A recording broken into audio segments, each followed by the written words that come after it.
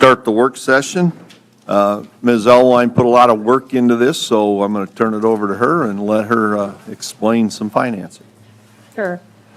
We thought it was important to just give council some extra time to go through some of the general fund financial information, since you do have a couple items on the agenda that would be impacted by that, the supplemental appropriation ordinance, and then the decision to designate additional cash.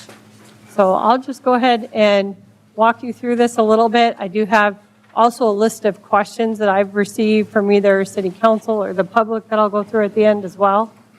To start with, one of the measures that we kind of look at annually about how the community is doing, or what is a potential measure of growth in the community. I just wanted to show the results of our annual building permits from 2015 through 2022. So you can see in 2023, it was the highest number of new construction permits since 2015, and by far the highest value as well. Another item that we often look at over the years is just looking at the valuation of the community as a whole. So you can see that since 2014, our growth in assessed value within the city of Mitchell. And then the red line you see there, the red dot line, that's actually our levy. So as those assessed values have went up, our levy continues to drop as well.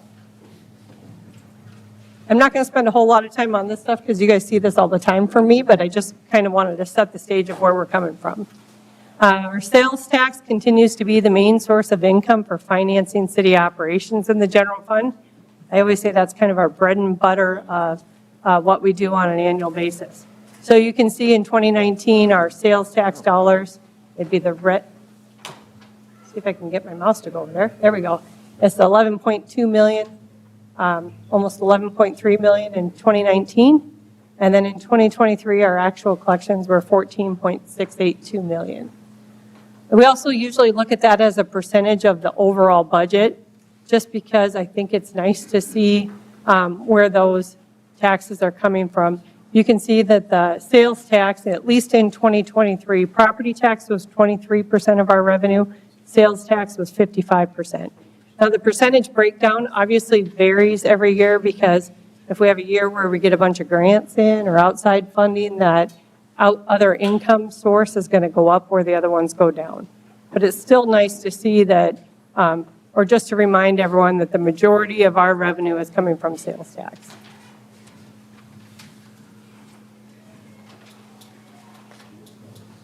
This just shows our expenses versus our revenue on an annual basis. The yellow would be your budgeted expenditures, the red is the transfers out, and then the green line is your revenue. This is actuals at the end of the year, not what our budget was based off of. So every year, you guys know, every year we pass a structurally balanced budget. And we pass that assuming that all of our expenses are going to equal to all of our revenues.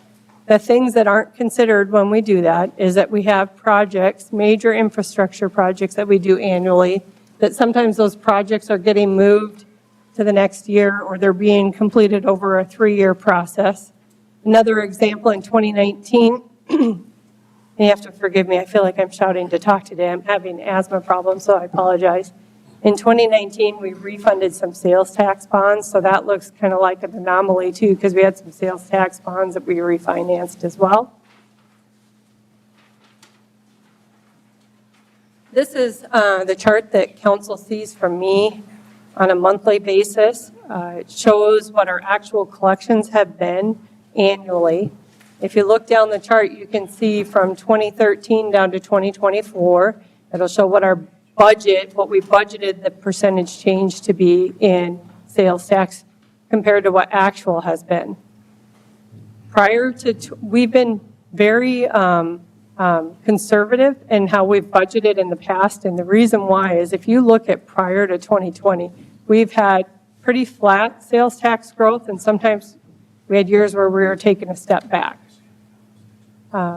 If you look at the last 3 years and you're wondering, what led to this 10.2% growth in 21, 9.5, and 7%, I think you can look, first of all, at 2 things. The first one being internet sales tax that came on for the city.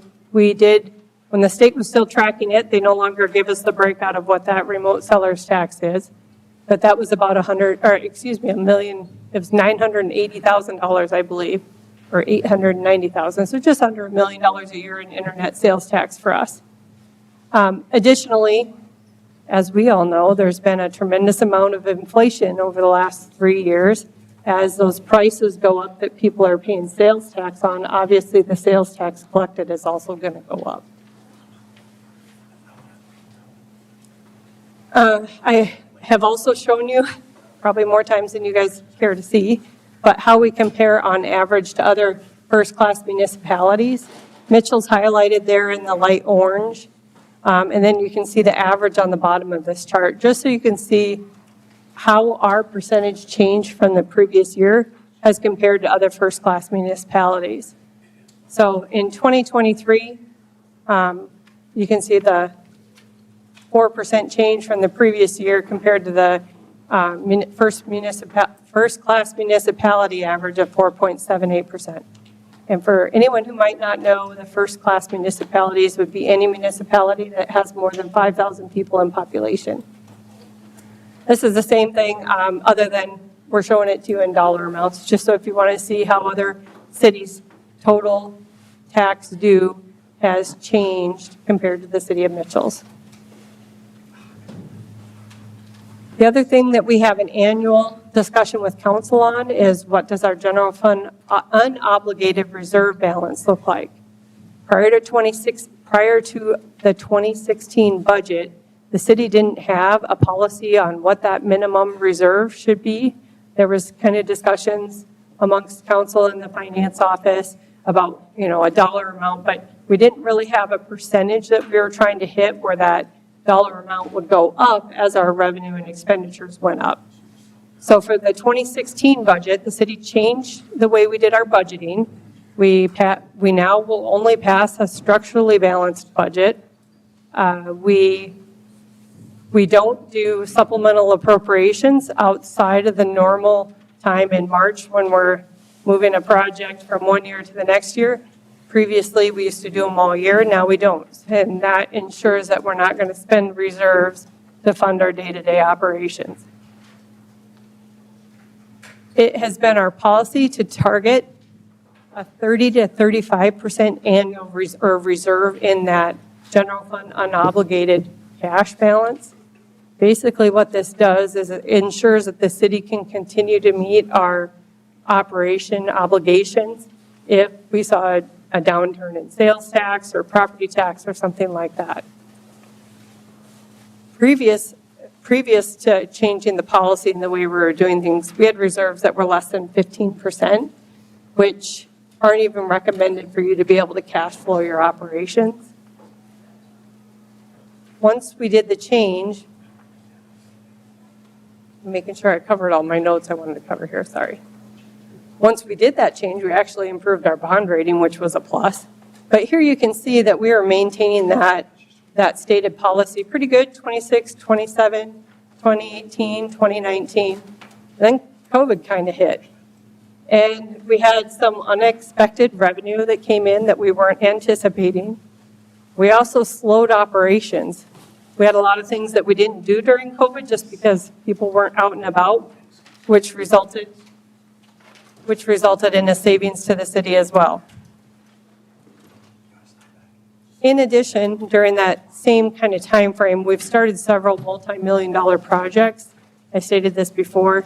So some of those were impacting the general fund because they were stormwater projects. We're receiving revenue to finance those. But we were moving those projects, again, between multiple years' budgets. So it was really kind of hard to see, or it's really been difficult to see a true picture of what that fund balance is. So although it looks like in 2019, well, not 2019, I'll pick another one. Well, we'll do 2023 because we're going to talk about this later anyways. 2023, it looks like our fund that we have $18 million in our fund balance. You'll see later in this discussion as well as on the agenda, we're doing $3.1 million worth of designations into next year's budget. So that's why I said sometimes that ending number is kind of difficult to pinpoint. I wanted to show you a little, like a snapshot of what last 3 years has looked like for general fund revenue, primarily in sales tax and interest income. So you can see 2021, 22, and 23, we budgeted a 4% increase in revenue in 2021. We actually had a 10.2% increase in revenue.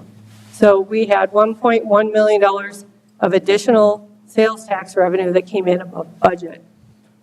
And you can see through 2022, same thing, we budgeted 2.2% from the previous year, but we actually had 9.5%. So we were $2.1 million over the projected revenue budget. 23, we budgeted a 3.2% increase.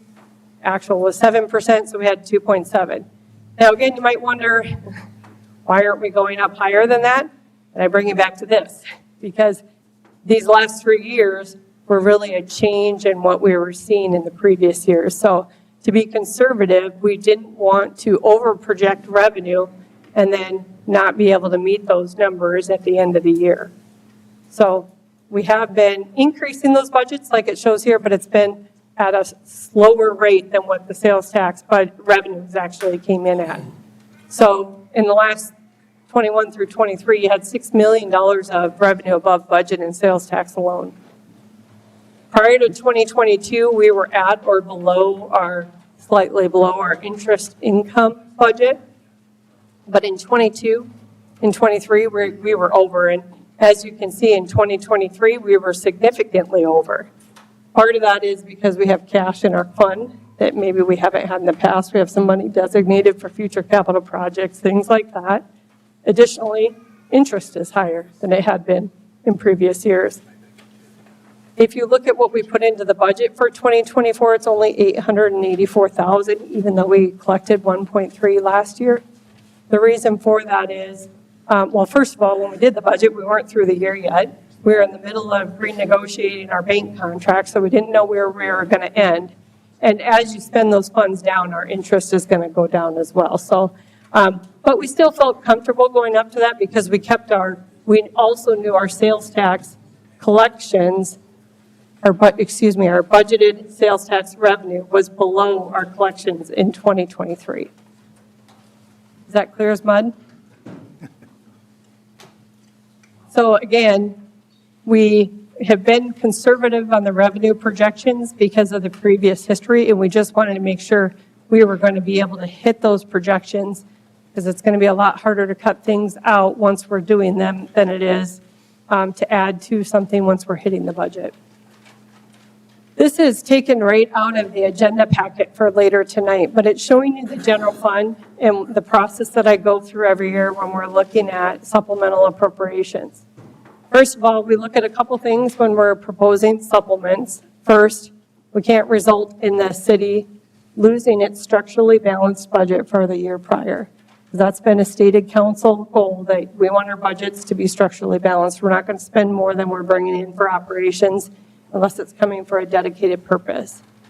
So with that being said, we always make sure that for example, if you look at all of the general fund budgets together, there was $27.5 million budgeted. We actually spent 22.8, so there was about a $4.7 million difference. I took off some designated funds, and later on the agenda today, you'll see that there's $3.5 million of supplemental requests. Now, we want to make sure that that number, the number of supplements requested, stays below what was the remaining balance from the previous year. That way we haven't messed with the council's goal to have that structurally balanced budget. And then as we're going through supplements, we prioritize them in this order. First, unfinished projects. When you get to the ordinance later today, you'll see 98% of the supplements that we're doing for 2024 are projects that were started and budgeted in 2023, but we had to move them to 24. Second, it's projects that are budgeted in 24, but the price has went up. Either we did the bid award and now we know the price is going up, or we know our estimates need to be increased. Third would be repair and maintenance items. Often we have things that develop after the budget's approved. We had a heater go out in a building. We had a sprinkler system go out in a building, so we added those in as supplements. Then we look at items that were cut from the 2024 requested budget to balance and try to put those back in if we can. And then the last priority would be any new requests that were not requested during the original budget. So like I said, if you look at this, you can see that we have $3.5 million of projects for next year, and 3.1 of that is projects that were moved from 23 to 24 because the projects weren't complete. So after you look at our starting fund balance and we take away our estimated supplements, that gets us down to what we estimate the fund balance to be starting in 2024, and that's 67%. You would have seen that on the last chart that where I showed right here. 67, that's rounding because it's going to be a 67 point something.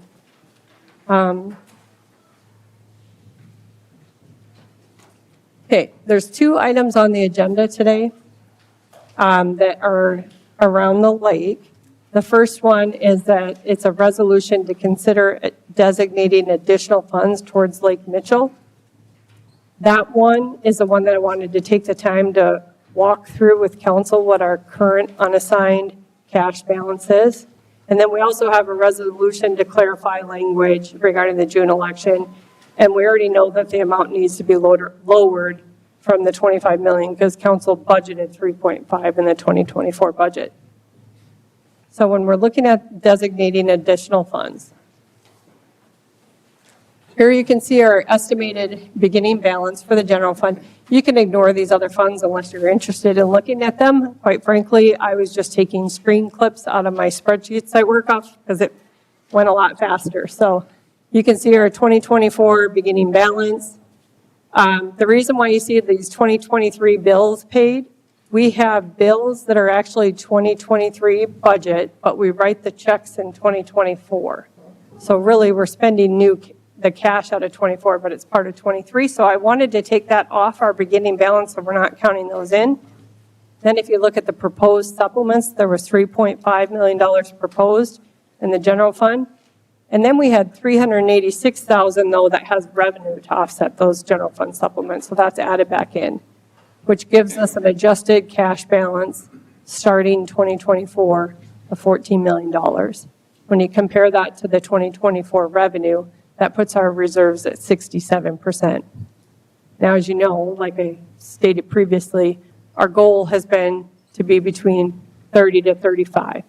So the only thing I'm asking council to talk about now is whether you want to look at designating any of those funds above what your stated policy is. I'm not suggesting council go below that. I was asked whether we're spending all of our reserves. I'm not even suggesting that. 67% is a very large unobligated reserve balance.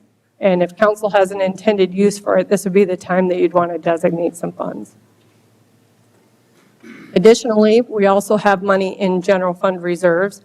That would be these ones on the left that say 101 general. But those are for specific purposes.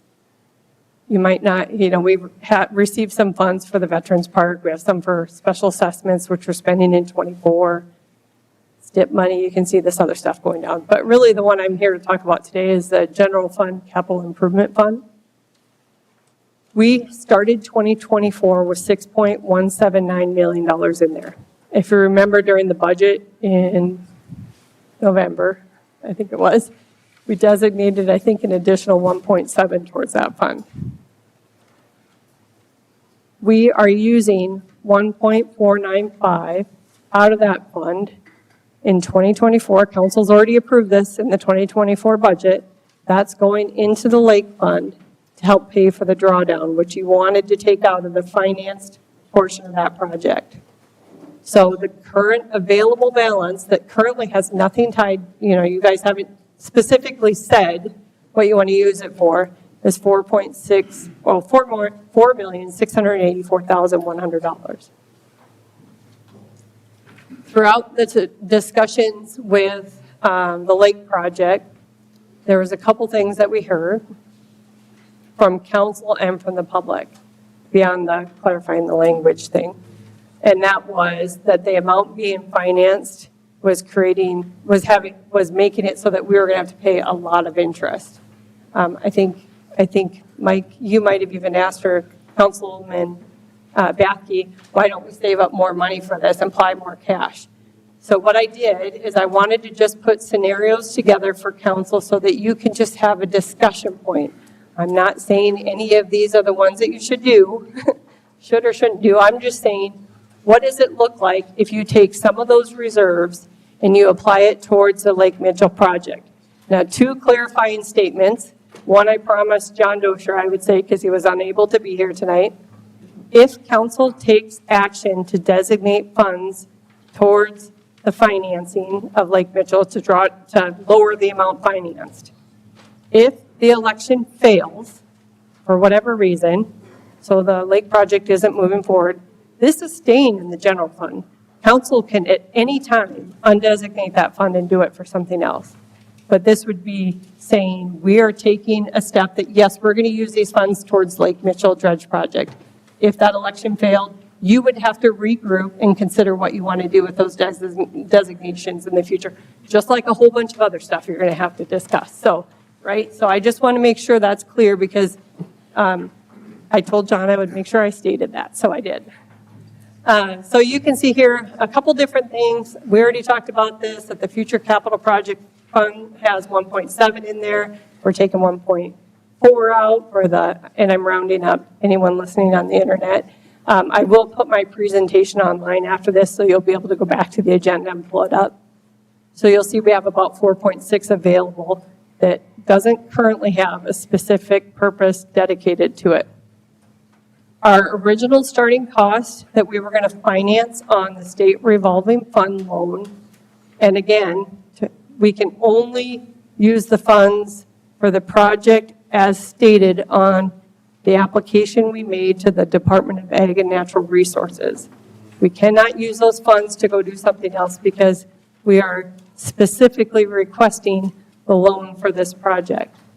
So of the total cost of $25 million, council has already approved $3.5 million in the 2024 budget. That's already approved. So I know I've heard from at least 4 or 5 of you, we need to, at a minimum, decrease the amount financed to 21.5 because we've already budgeted for that. We already have it funded, so we don't need to finance it. Down below, this just shows you some scenarios. Nope, we don't want to go there yet. Hold on. Down below, this shows some scenarios of what applying additional cash would do to the total interest and how it's going to impact that annual debt service payment. This is looking at the 3.75 interest rate. If we were financing it, so this top line would be as if we were financing 100% of the project. You can see on the far right, that's not impacting our reserves at all because we're not taking any cash out of reserves. The second line is we're still financing the dredge, but we're doing cash for the drawdown, which you've already approved in your 2024 budget. So the amount financed is 21.5. So you can see what the interest looks like, what the annual debt service looks like, but again, it's not changing your reserves. If you were to add in the $4.6 million that's in the capital improvement fund of the general fund, that means you're financing 16.8. Your interest goes down to 11.4. Your annual debt service is 941.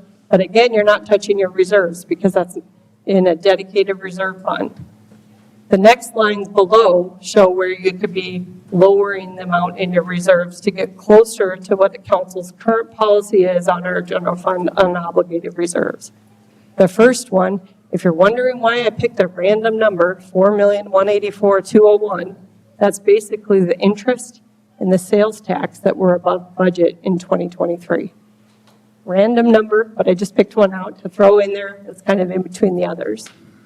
So if you added that into the capital improvement fund for a total of 8.8 in designations, you can see what it does from there. It lowers your reserves to 47%.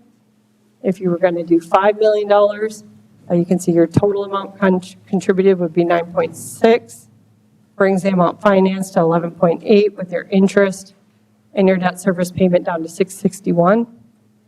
and you're at 43% reserves. And on down, I can read these out for you, or you can look at them. I understand that you guys are able to see this, and you guys do have this printed out in your slides in front of you as well.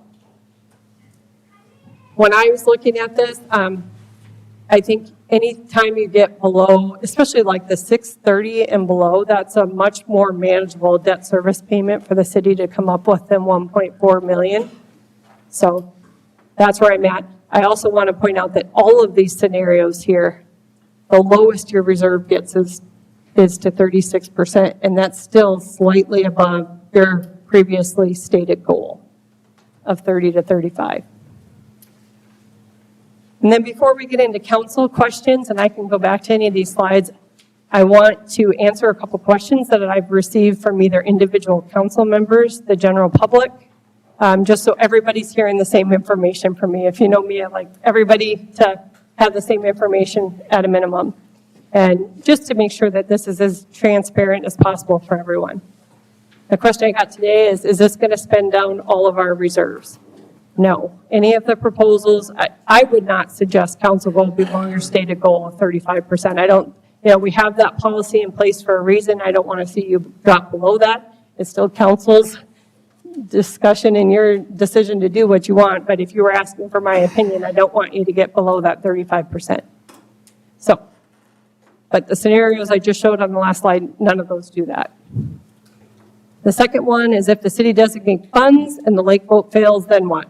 Council can take action to use the funds for something else by the same process they are considering tonight.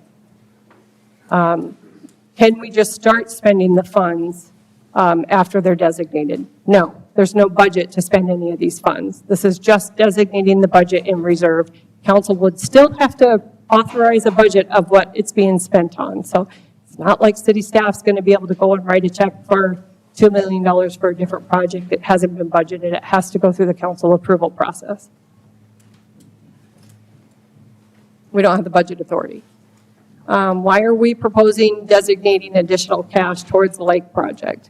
This is as a result of council's previous discussion to save up money so that the financing costs, basically interest, are not as high, as well as the feedback that individual councilors had also received from the general public.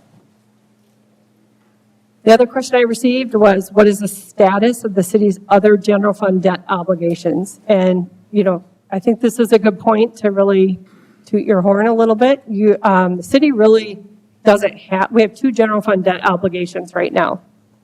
The first is the community project bonds that were issued in 2012. We did refinance, it looks like, to save some money on interest, but they have a remaining balance of $6,295,000. You had basically two different issues and you combined them together and you did the courthouse remodeling, the library. Was the second sheet of ice in the pool? Was the second sheet of ice in there too? It was before I got here, so there was a number of projects that included in those bonds. The annual debt service payment that the general fund pays for that right now is $885,150. That is anticipated to be paid off in 2030. So you are within 7 years. 2030 was the payoff date. I know you asked me that, Jeff. So the other one is the indoor pool certificates of participation. That was the additional $2 million that we needed to finish the pool. All of the money for that debt service has already been identified. The city has our funds set aside in that debt service fund, and then the remaining balance comes from the Mitchell Aquatics Club. And there's currently $981,567,000 left on that, and it's paid off in 2027.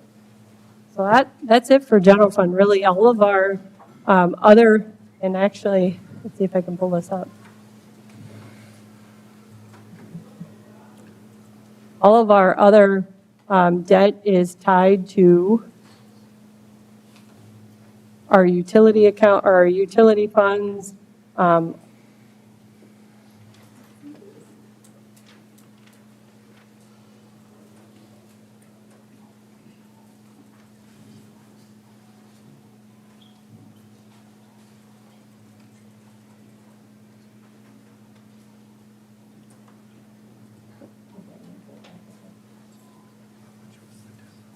It is 6 o'clock, so. Oh, it's time to say, Yeah. okay. So all of our other that are tied to So specific revenue. this will come up as an agenda item, so you'll be able to ask questions and discuss it further at that point, if that's okay with council. With that, we'll start the regular meeting. Call the meeting in order and start with pledge of allegiance.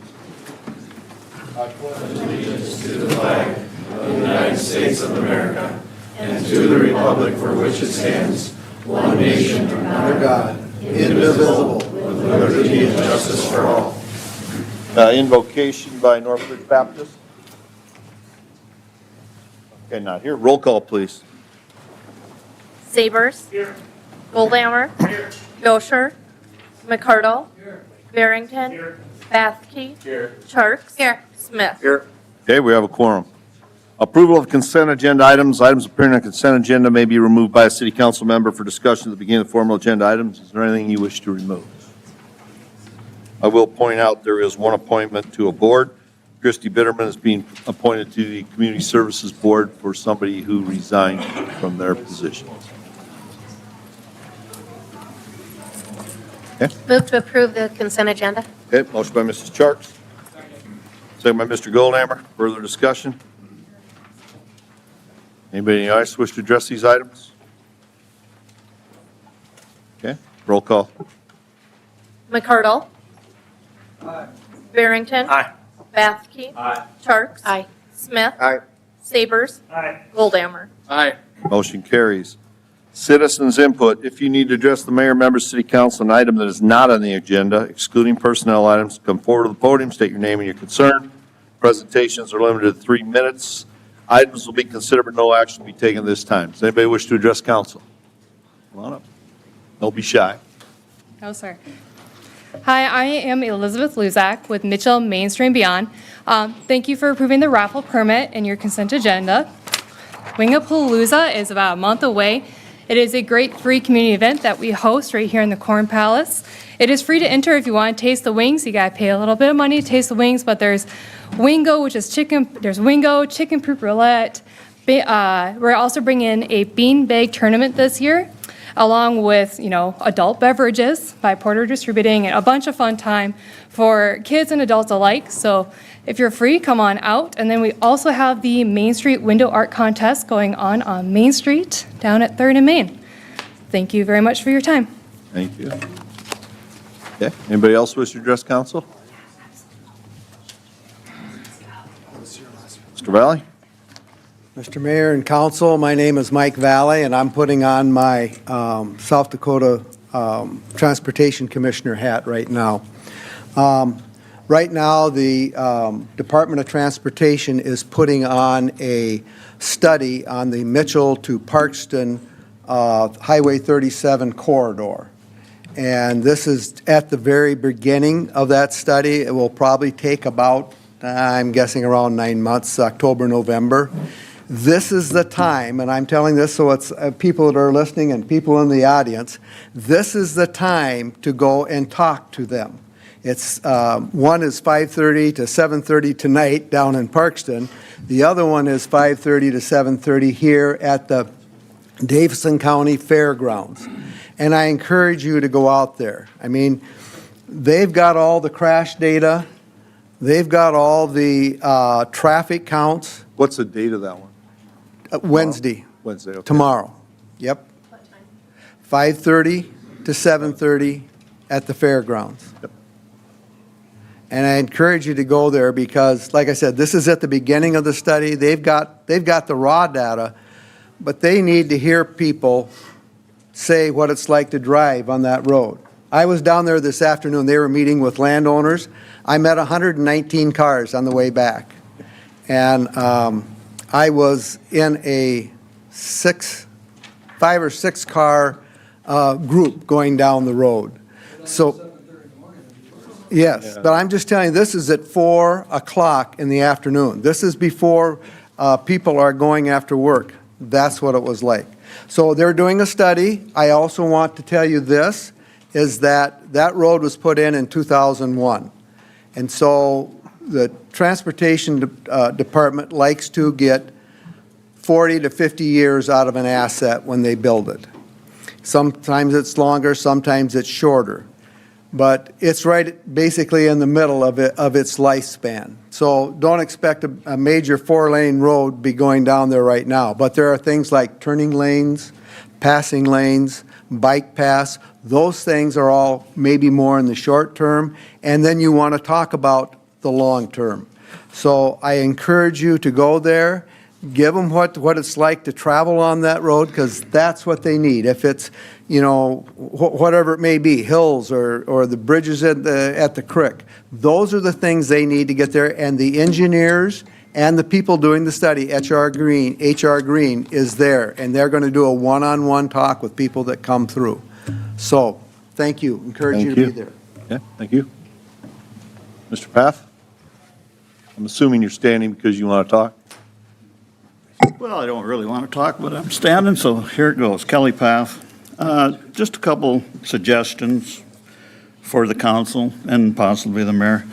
First one is, could the council pass an ordinance limiting council members to 12 years of service? So in effect, term limits. We have it at the state level in South Dakota. I don't think there's anyone here that would argue we need it at the national level. So something to consider. It's up to you. You can do it. Then another one is to amend ordinance 2269, section 311, appointment procedures. This came up in the last council meeting. The way this amendment reads right now is that the boards and commissions could be filled by non-residents of the city or non-residents of the state.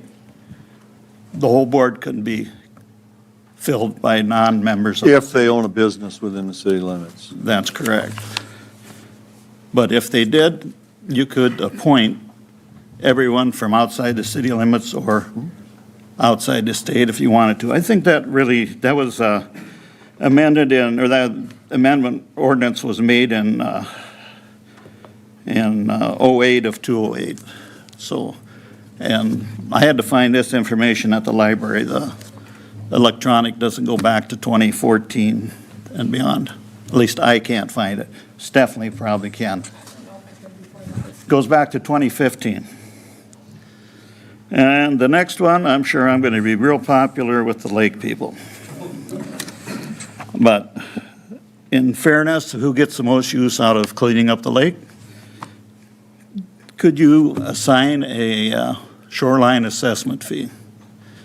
In other words, if you own a 100-foot of shoreline, you get charged per foot, just as a street assessment would be, or a sidewalk assessment. Now, I don't know how many feet the property is owned by individuals, let's say 10,000 feet. If you set that at $25 a foot, it'd be $250,000 a year. The assessment would remain in place until the loan has been repaid. So that's all I got. Yeah, thank you. Anybody else wish to address council? Mr. Hanson?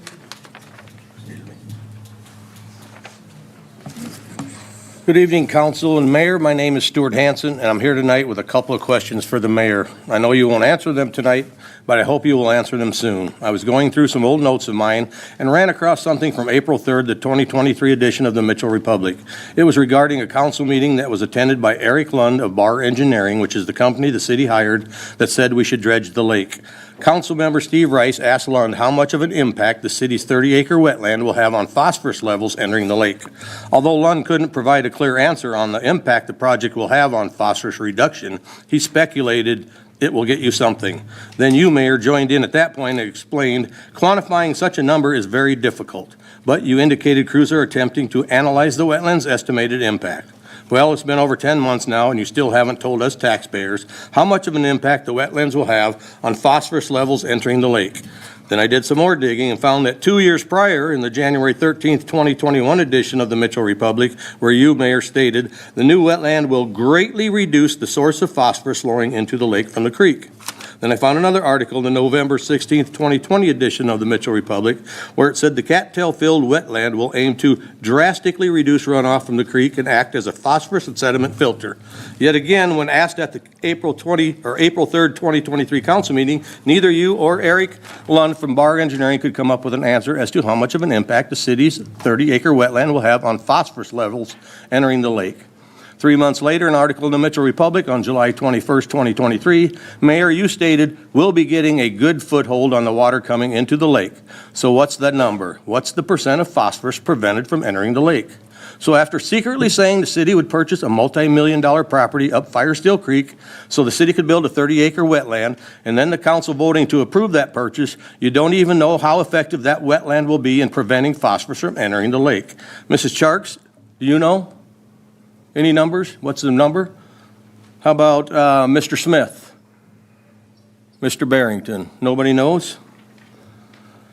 I think we, the taxpaying citizens and voters of this community, deserve to know how you could spend $3 million on a property up the creek in order to get 30 acres for a wetland, $3.5 million for a drawdown structure to perform maintenance on this wetland, yet you don't even know if the wetland will even be noticeably effective in preventing phosphorus from entering the lake. That's a total of about $7 million. And Mayor, Council, we need a number. What percentage of phosphorus will this wetland prevent from entering the lake? You need to go on the record with a number and a percentage. Is this how our mayor and city council think they should be spending our taxpayer dollars now and in the future? Thank you. Thank you. Anybody else wish to address council? Okay. Board of Adjustment, entertain a motion for city council to recess. Citizens Board of Adjustment. Motion by Mr. Barrington, second by Mr. McCardle. Further discussion? All those in favor of the motion signify by saying aye. Aye. Opposed, nay. Motion carried.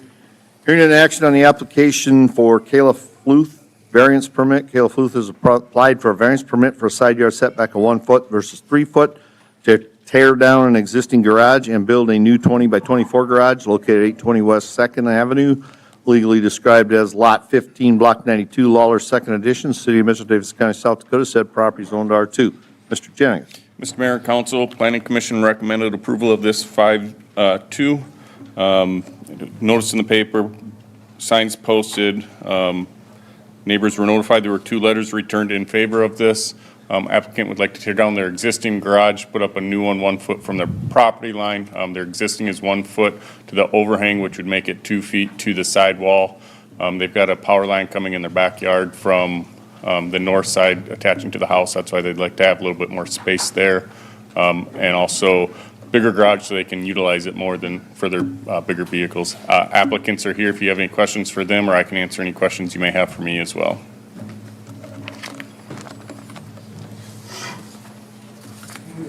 Motion by Mr. McCardle. Second by Mr. Sabers. Further discussion? Yeah, just a quick point of clarification. The current garage is in this same location, is that correct? Correct. Same location to the east, yes. Okay, thanks. Okay. Anything else? Anybody in the audience wish to address this?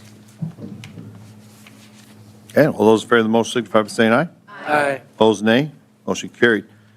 Action to set the date for Board of Adjustment hearing 3/4/24. Ron Peterson has applied for conditional use permit for a multifamily dwelling located at 1100 block of South Lawler Street, legally described as Lot 6, 7, and 8, Block 18, Weaver's Square Addition, City of Mitchell, Davis County, South Dakota. Said property zone HB Highway Business.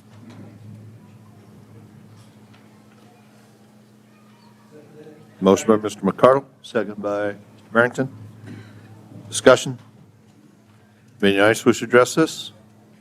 All those in favor of the motion signify by saying aye. Aye. Opposed, nay. Motion carried. Entertain a motion for Board of Adjustment to adjourn and City Council reconvene regular session. So moved. Second. Motion by Mrs. Chark, second by Mr. Goldhammer. Discussion? All those in favor of the motion signify by saying aye. Aye. Opposed, nay. Motion carried. Approval of sales tax grant application form. As you recall, council approved a sales tax grant 4 weeks ago. Mr. Johnson has put together a form. So, Mr. Johnson, you want to explain that? Sure. So the form that you see in front of you is very basic. It includes some information about the program itself, includes contact information about the applicant, basically just gets them started on the program or in the consideration process. We wanted to bring this application in front of council so that they could improve the basic form, but the individual applications will still need to be processed and an agreement worked out for those on a case-by-case basis as they come back for individual council approval. So tonight, it's just the basic form. If we want to grow our city, I think this is a great incentive for it, so therefore I'll make a motion to approve. Okay, motion by Mr. Savers. Second by Mrs. Charks. Further discussion? Anybody in the audience wish to address this? Okay, all those in favor of the motion signify by saying aye. Aye. Opposed, nay. Motion carried. Action to approve Amendment 2 to Agreement 2021-56 with Burroughs Engineering for East Spruce Street Railroad Crossing Project. Mr. Schrader. Yep, Mr. Mayor, Council. An agreement with Burroughs Engineering was approved on October 18, 2021 to complete design and provide bidding services for Spruce Street Railroad Crossing Project. Amendment number 1 was approved on December 19th of 22, which had additional efforts required to obtain BNSF railroad permits and coordination with underground utility companies. Amendment 2 includes additional efforts beyond what Amendment number 1 covered. It was determined that the city did not have an easement across Spruce Street over the railroad property. Additional survey work was required to determine disputed legal authority and boundaries between BNSF and adjacent properties. Burroughs also assisted with northern natural gas and a line that needed to be relocated due to crossing arm footings. Amendment number 2 increases design and bidding services, an additional $15,280, along with construction engineering services for $24,550. New contract amounts are design and bidding $77,265, construction engineering $131,700. We do have a project contingency of $100,000. Staff recommends approval of the proposed amendment number 2. And I can answer any questions you may have. Okay. A question for you, Joe. It regards the actual construction end of it. The guy that owns the cement plant reached out to me, and he wants to be assured that he will have an ingress and egress. Yep. How are we going to handle it? Because the last thing we want is those trucks going around that gravel road to the east, because we will have a lot of them. So we do have stipulations in the contract. They are going to have access. There's no guarantees that we can minimize not having to go around it completely. I do know the contractor that was awarded the contract has reached out to them already and has been in conversation with them. So we'll work with them throughout the project and provide them access to the east as best we possibly can. Okay, anything else? Any other questions? Entertain a motion. Move to approve. Motion by Mrs. Charks. Second. Second by Mr. Goldhammer. Further discussion? Anybody in the audience wish to address this? All those in favor of the motion signify by saying aye. Aye. Opposed, nay. Motion carried. Action to approve Agreement A 2024-11, secondary water source with Randall Community Water District. Mr. Schrader. Yep, Mr. Mayor, Council. On June 21st of 22, Council approved staff to explore a secondary water source option with Randall Community Water District. Since the city has approved to enter into an agreement with Randall Community Water District to complete a regional water supply plan at their November 6, 2023 council meeting. Before you tonight is a water supply agreement with Randall Community Water District.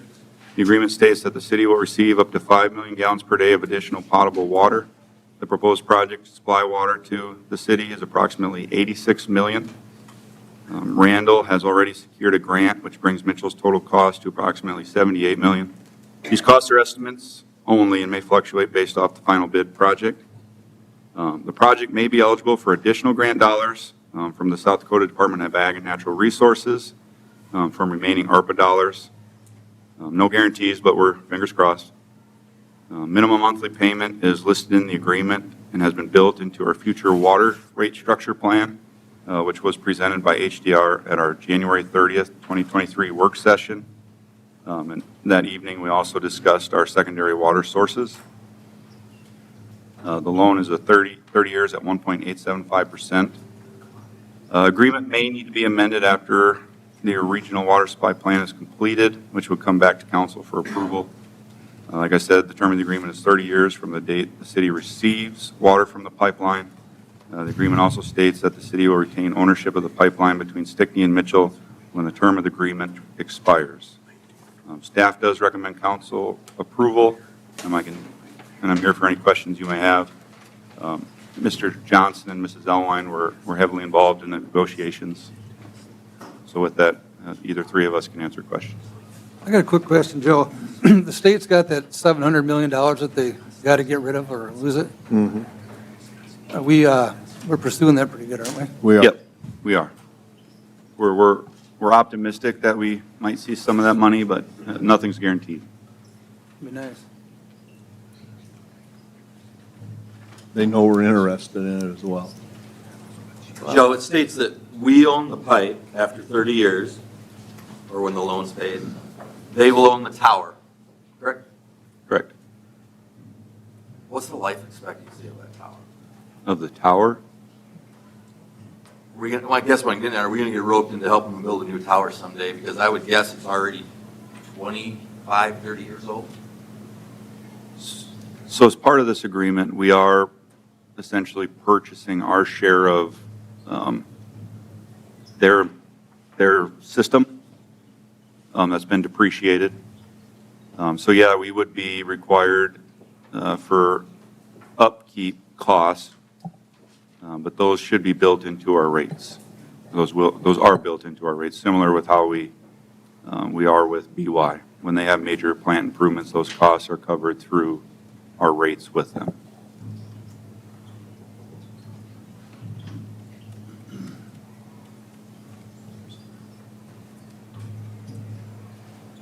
I'll move to approve. Okay, motion by Mr. McCardle. Second by Mrs. Charks. Further discussion. I would like to mention that Reno Community Water District did approve this a week ago Monday at their board meeting. Mr. Smith, you got something? Yeah, if I could, Mr. Mayor, just hop in real quick, just to kind of recap. I'm sure we know how we've got here. It's obviously been a long journey, but some of the things that we're trying to get accomplished, first of all, we're overusing our current pipeline that we have coming in from BY. So they're allowing us to buy more water. They're not obligated to let us buy more water. So Correct. That's the first thing that we were working against. We can go in. We could have went in and worked with BY and got a bigger pipe coming in, but the benefits of what the current council at the time, and thankfully when you guys hopped in too to solve the benefit too, is the fact that a redundancy.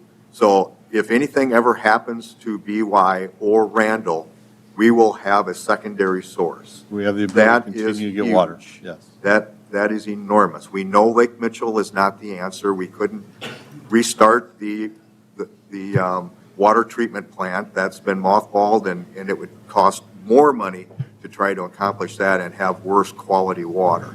So to have more Missouri water, river water coming in was something that we wanted to get accomplished.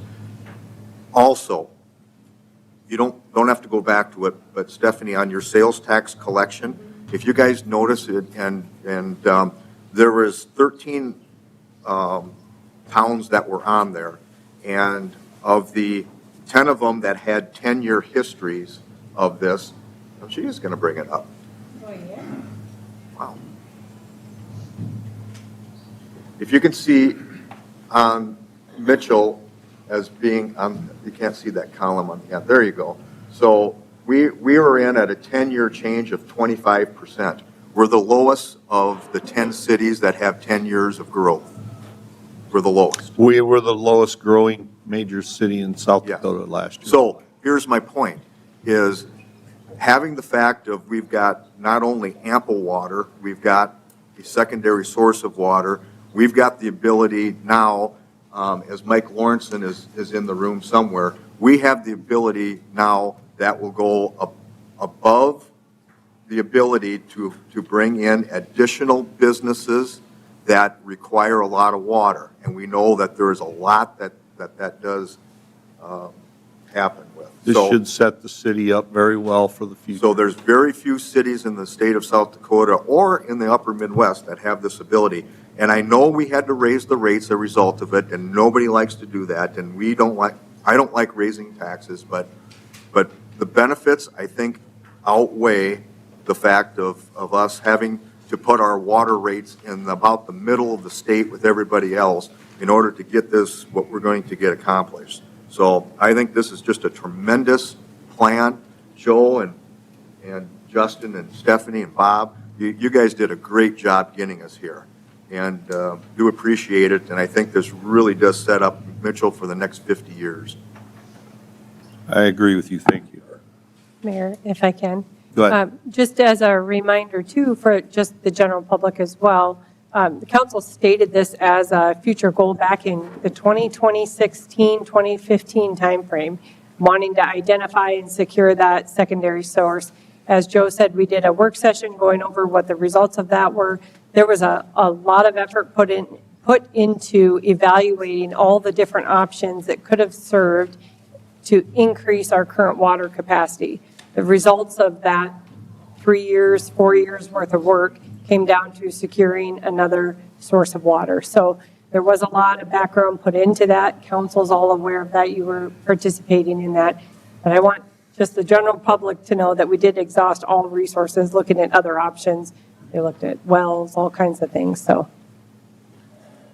The one thing too, as I spoke with some citizens the last few days, obviously with this coming out, the one thing we do know is not doing anything is not an option. And that's one thing that I pointed out to everybody is taking a look at that is not an option. We have to move forward somewhere, and you pointed out a couple of those options.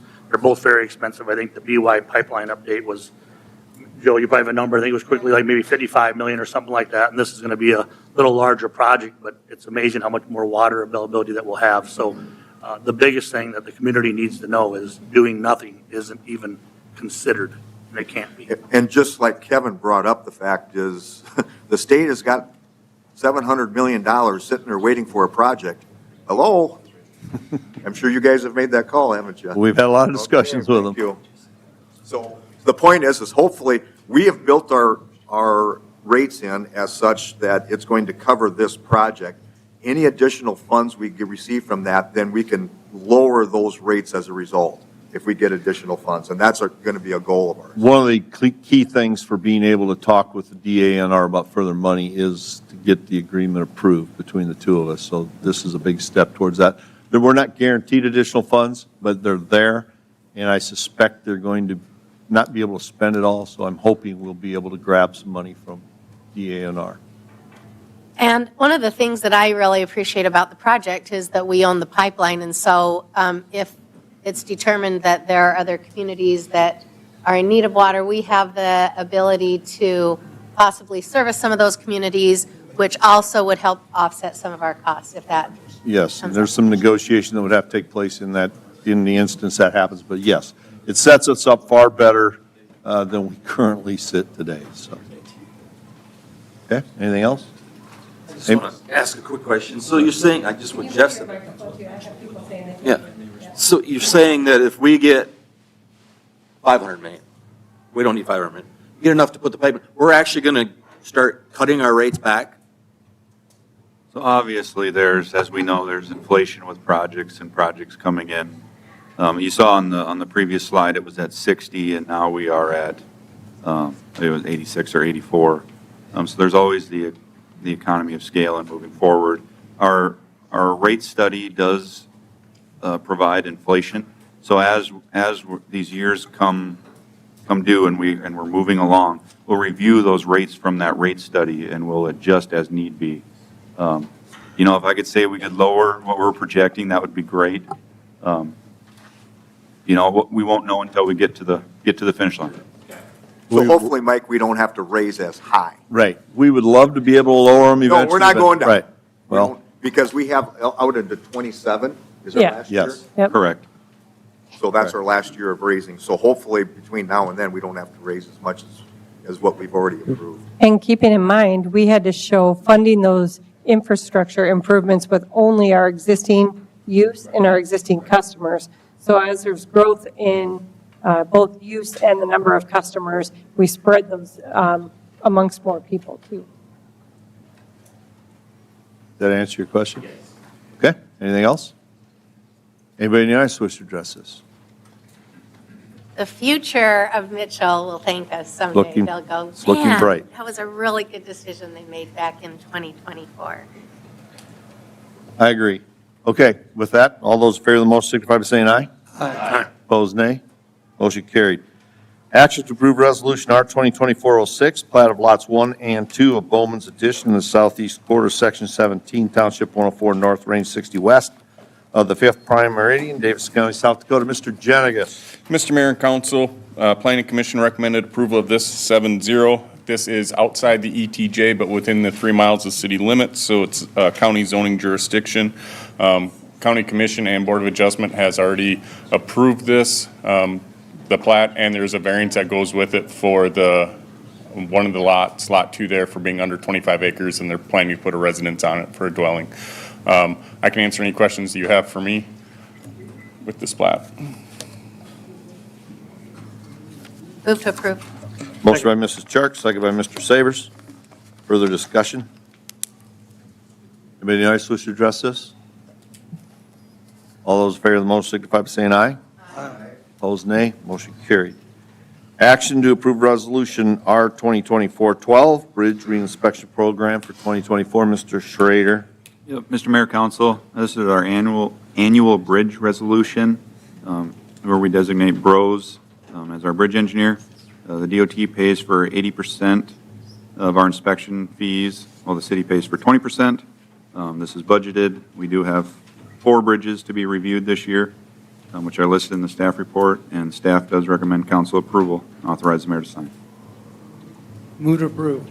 Motion by Mr. McCardle. Second by Mr. Smith. Further discussion? Anybody in the audience wish to address this? All those in favor of the motion signify by saying aye. Aye. Opposed, nay. Motion carried. Action to approve resolution R 2024-13, plat of lots 11 and 12, block 5, Woodland Heights, First Edition. You're going to get your exercise, Mr. Jenigus. That's why I keep going back to my chair, Mr. Mayor. Can't walk outside right now, so I better do it in here. Planning Commission recommended approval of this 7-0. This is down Woodland Heights Edition, Ethan's development south of town. These are 2 lots right along Highway 37. These are getting twin homes built on them. I can answer any questions that you have. It's following the master plan for down there. There's only a handful of lots left down there.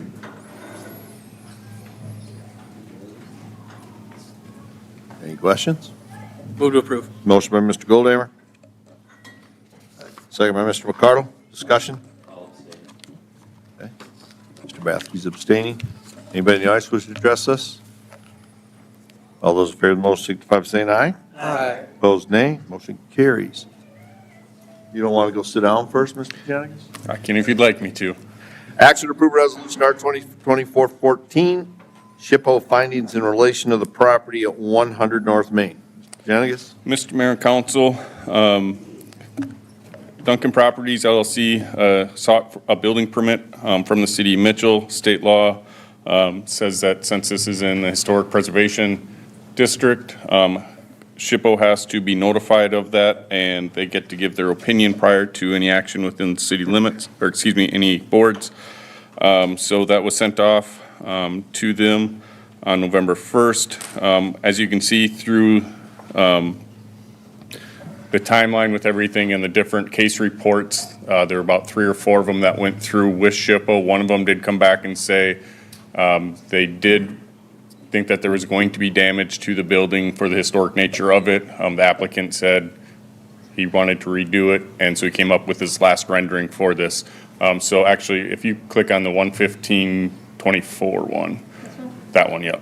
So that is the latest one that SHPO has seen and has approved that there will be, let me read it exactly so that way I don't get it wrong from them.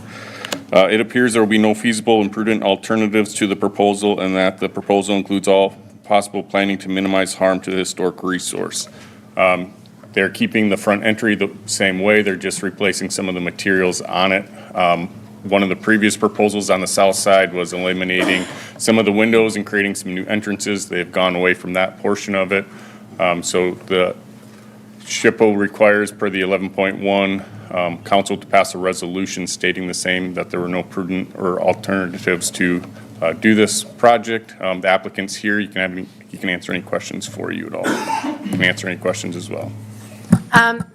In the picture of the current building, there is an extra business. Is that a separate business that's towards the back of that building on First Street? There is. So is that being, will that be a part of this new update? That is, it's still a secondary business there, but I'll let the applicant, because he will own the whole building, so I'll let him speak to that.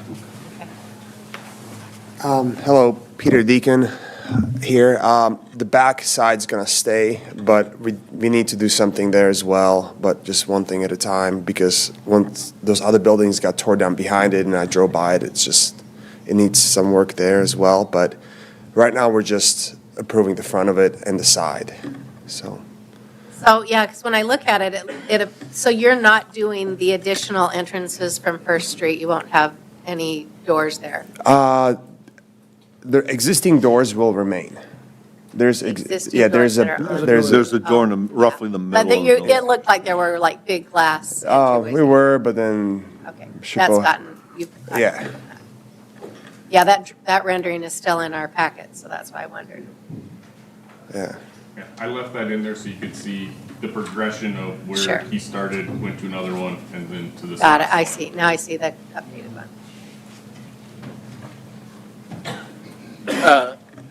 Would there be this is actually a question for Mr. Jan, I guess. Would there be the possibility that we could, so is that the state historic district? Yep. That approved the last rendering? Yes. So they have the final authority on that, we can't supersede that?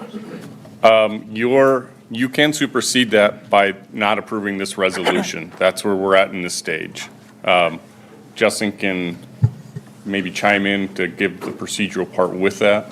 I guess to more articulate my question, if with all of the renderings that we see, the only one we're considering is the last one today. That is correct, yep. Okay.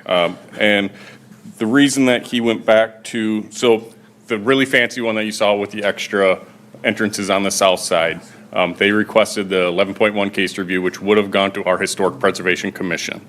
And they would have had to have a hearing on that. After that was reported to the applicant, he pulled back and said he didn't want to do that anymore, so he went to just changing the face of it, and SHPO approved that right away. But then when they got further into the building itself to try and figure out for the renovation, they needed some more insulation, there was water leaking, there was more damages, so they needed to do more of a facelift than what he was going to do previously. So that's where it went back to SHPO again. And so that's the third, or that last rendering there. That's the only thing that you are approving with this resolution. Okay, anything else? I'll move to approve. Motion by Mrs. Churks, Second. second by Mr. Goldhammer. Further discussion? Anybody in the audience wish to address this? Excuse me. All those in favor of the motion signify by saying aye. Aye. Opposed, nay.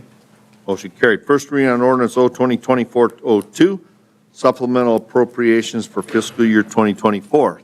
Okay, here we go again. Ms. Owen. So back to, some of this I talked about a little bit in the work session, but in the packet, we have an overview of the supplemental appropriation for 2024. The purpose of the supplemental appropriation ordinance would be to increase the 2024 approved budgets as is listed in the ordinance that's included in the packet, this attachment right here. I can pull it up. The ordinance includes a total of $62,633,897 of supplemental appropriations. Now, I'm just going to state, typically in the past, we have not done a supplemental appropriation for all of our enterprise funds because they aren't required to stay within an approved budget in the same manner that our general fund and other operations are. However, we did go through and do supplements on every item that we're aware of, just so that I could do that more in-depth review of where our cash balances were in every fund. So if you're wondering why we have so many this year, that's why. Typically, if we've budgeted for a capital improvement fund one, or capital improvement project in wastewater, for example, once, we don't move it to the next year. We just know it's already been approved. But this allowed, by doing the extra, it allowed us to get a better picture of where we actually are going to set. So out of the total of supplemental appropriations, $52,439,909 have outside funding. Those are basically, for the most part, all of the SRF loans that we have going for the major infrastructure projects council's already approved. We have 61.5 million of the 2024 supplements are for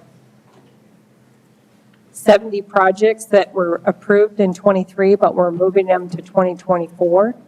They are funded out of the remaining departmental budgets for 2023. We have 358,000. Oops, I clicked on the wrong item. Sorry, I can't do two things at once. I'm going to go back to here.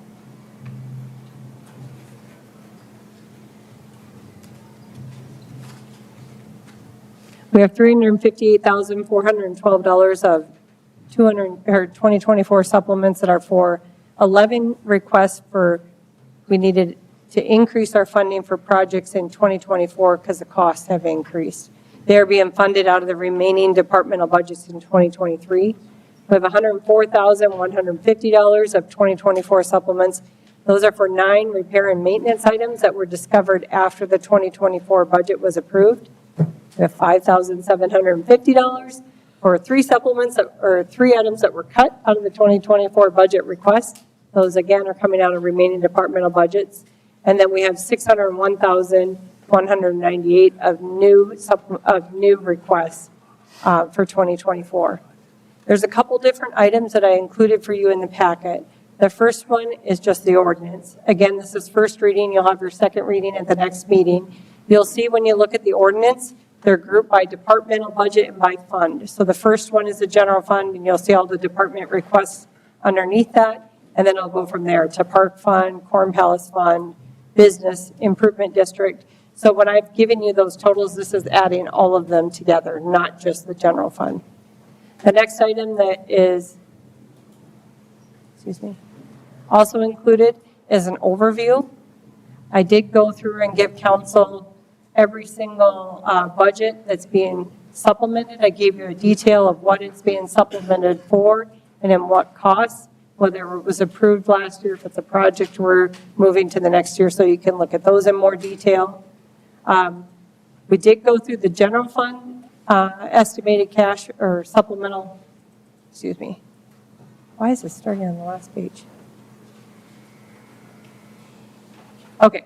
I did go through this in the work session on the general fund, but I did provide this overview of each of the city's funds so you can see what the revenue, budget versus actual, what the expenditures was, and what the impact of the supplemental appropriation will be. So I did one for every fund. Like I said, normally we wouldn't do those for the enterprise funds, but I did take the extra time to do it just because we've had so many projects that are being financed through SRF loans that we have been moving from one budget to the next budget year, and I wanted to make sure we had a clear picture of where we were ending the year. And then if you really want to get into more detail, you can go through this line by line, and you get a little bit more notes from me about what each of the items are, the different colors of the different funds, and then there's a line between departments. So there's a lot of detail in there, but like I said, we do these in a priority as we discussed, or as I presented earlier in the work session. We first look for projects that are being moved from the previous year into this year because they weren't completed. We look for known cost increases that we're going to have for budgeted 2024 projects. We look for repair and maintenance items that have come up since the budget was approved.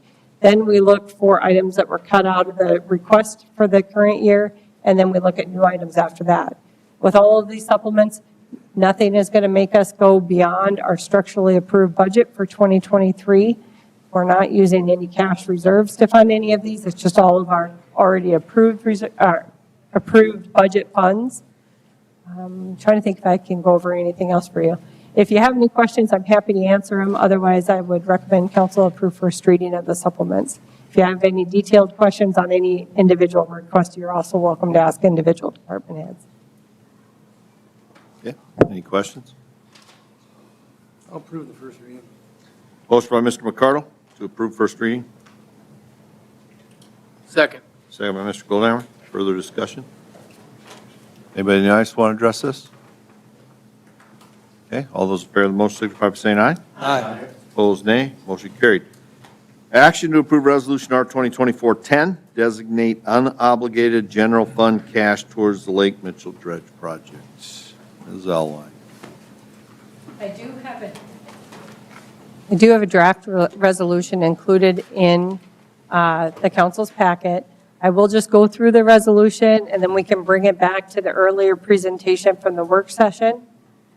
First of all, the council passed a resolution, 2023-53, that set the election date as June 4th to consider approving financing the Lake Mitchell Improvement Project. The city of Mitchell, we've talked about wanting to lower that dollar amount from the $25 million that was originally approved. I did include that the city council has already approved in their 2024 fiscal year budget $3.5 billion for the cost of the drawdown, which would lower that amount financed to $21.5 billion. And then I just put some other information in there that we have $4.6 million designated in general fund reserves for future capital projects, that you've received additional $6 million in sales tax revenue above budget for the last 3 years, and that if you were to designate additional funds, it would lower the amount financed even further than 21.5, and that these designated funds would be used for the Lake Mitchell Dredge project as listed in the application that we made to the Department of Ag and Natural Resources.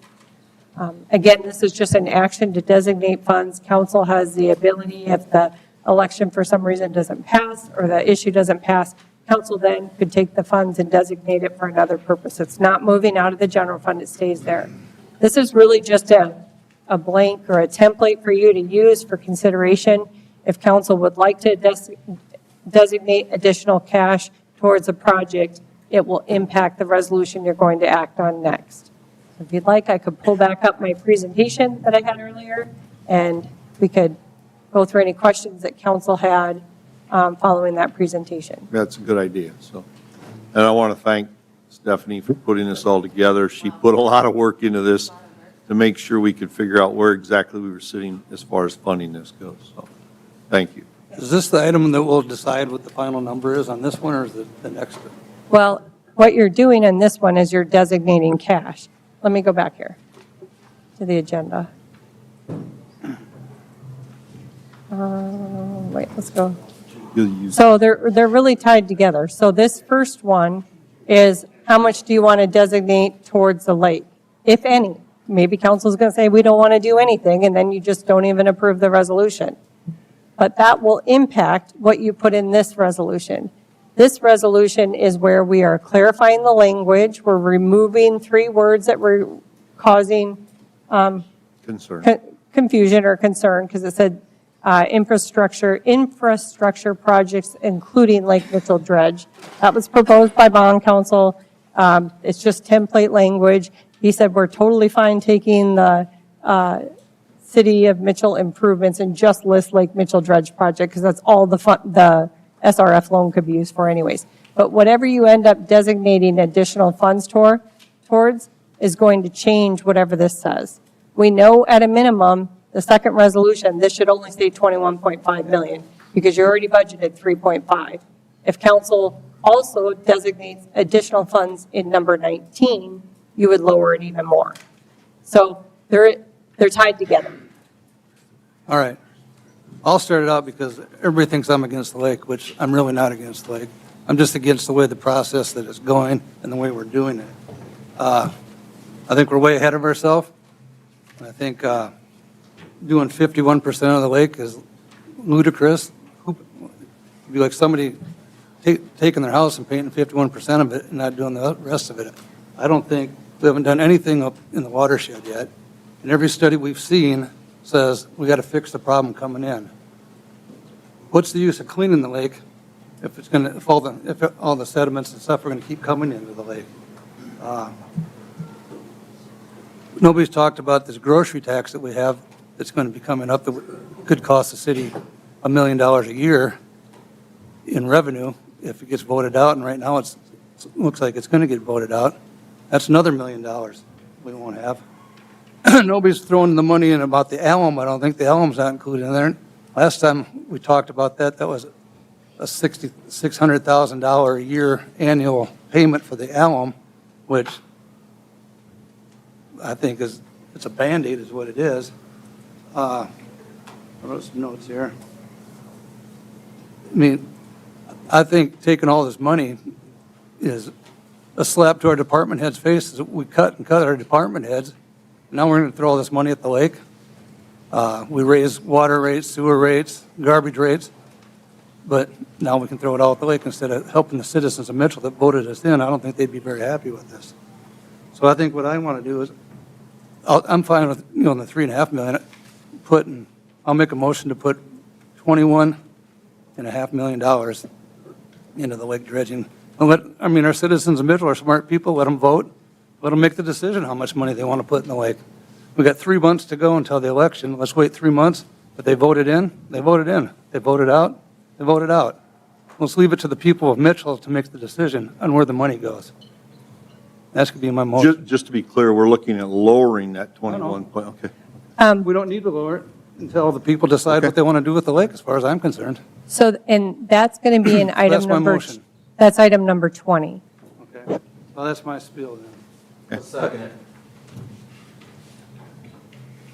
So are we working? But, no, you're on item We're on- number 19. Yeah, you're I'll on, bring it up and- you're I'll one bring it up. ahead. I just think Okay, that- right now you're on I just think that we're not 19, ready 20. to dredge the lake because we haven't done anything to Well, fix the problem. We to- bought a Kelly, don't interrupt me, please, Bob. Okay. I'm talking, okay?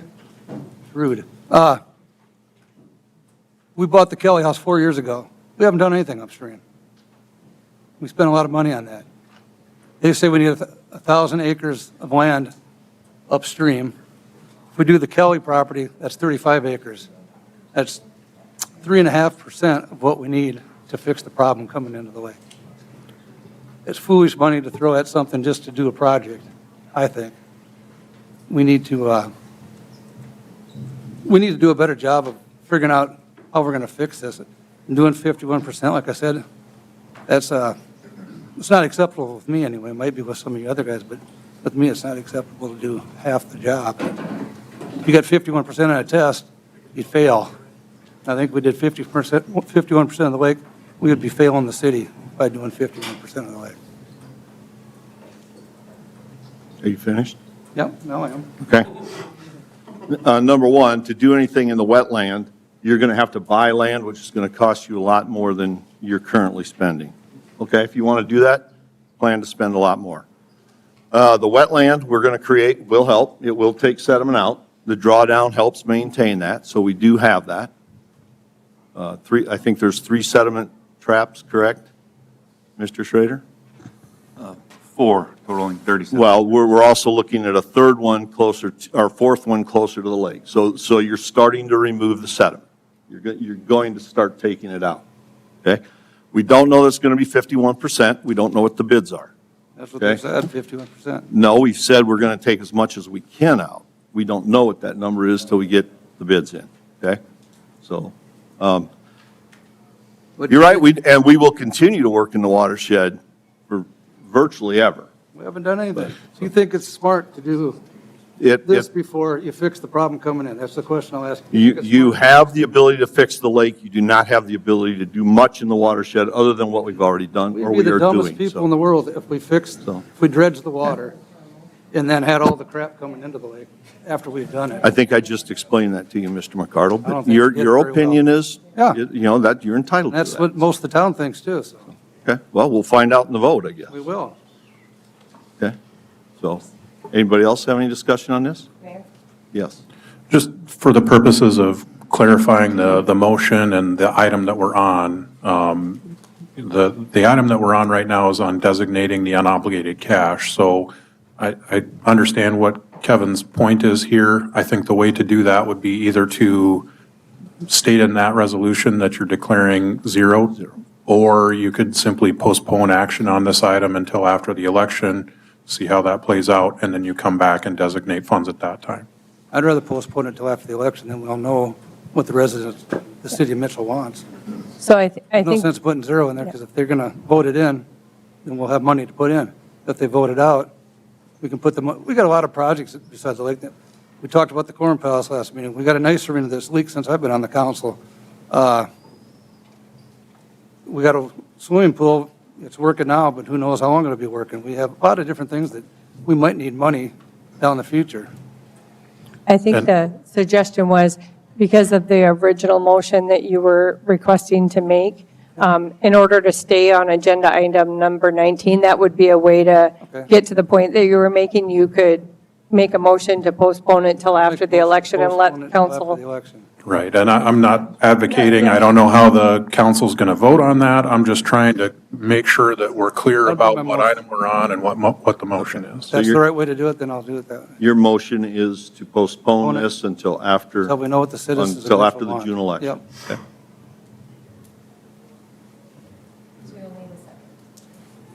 Is there a second? I'll second it. Okay, we have a second by Mr. Bathke. Further discussion? Go ahead, Mr. Smith. Yeah, I got a couple things. We sold the lots out there. I'm assuming that's in that capital outlay money. No, that's in the lake fund. The lake fund is not showing them. We just got this thrown at me tonight, so it's. Right. I'm- Yep, no, the presentation this morning was just dealing with general fund reserves. We did not look at the lake fund at all. The sale of the lots How about the sale of the house? that's also in the lake fund. That is not used in this. Nope, that's used towards the drawdown.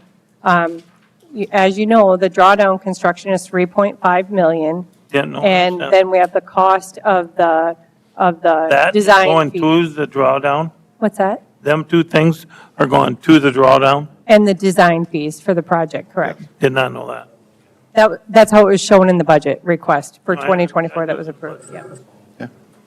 So I guess here's maybe a better or a clearer way to show it visually is if that wasn't the case, oops. Where did so here you can see the amount sitting in the lake fund is 3.7. And we're applying 3.5 out of cash in 2024 to cover those costs. Some of that is coming from right here. We had 6.1 in the general funds, capital improvement fund. You're using almost 1.5 towards that lake project. And that is both for the drawdown and the jetty project at the lake, correct? Correct. The jetty at the lake, the city's matching funds, the drawdown of the dam, as well as the design fees that we're paying for out of the lake fund. Okay. Did you have something, Mr. Smith? Yeah, I was just going to make a few comments, and then I guess we can, I know there's some people out here that want to maybe talk about it also. I just want to recap the reserve that we're working with right now. $18 million reserve, $3 million coming out with what we've identified as supplemental. Is that a correct statement? Let me pull this up. Right.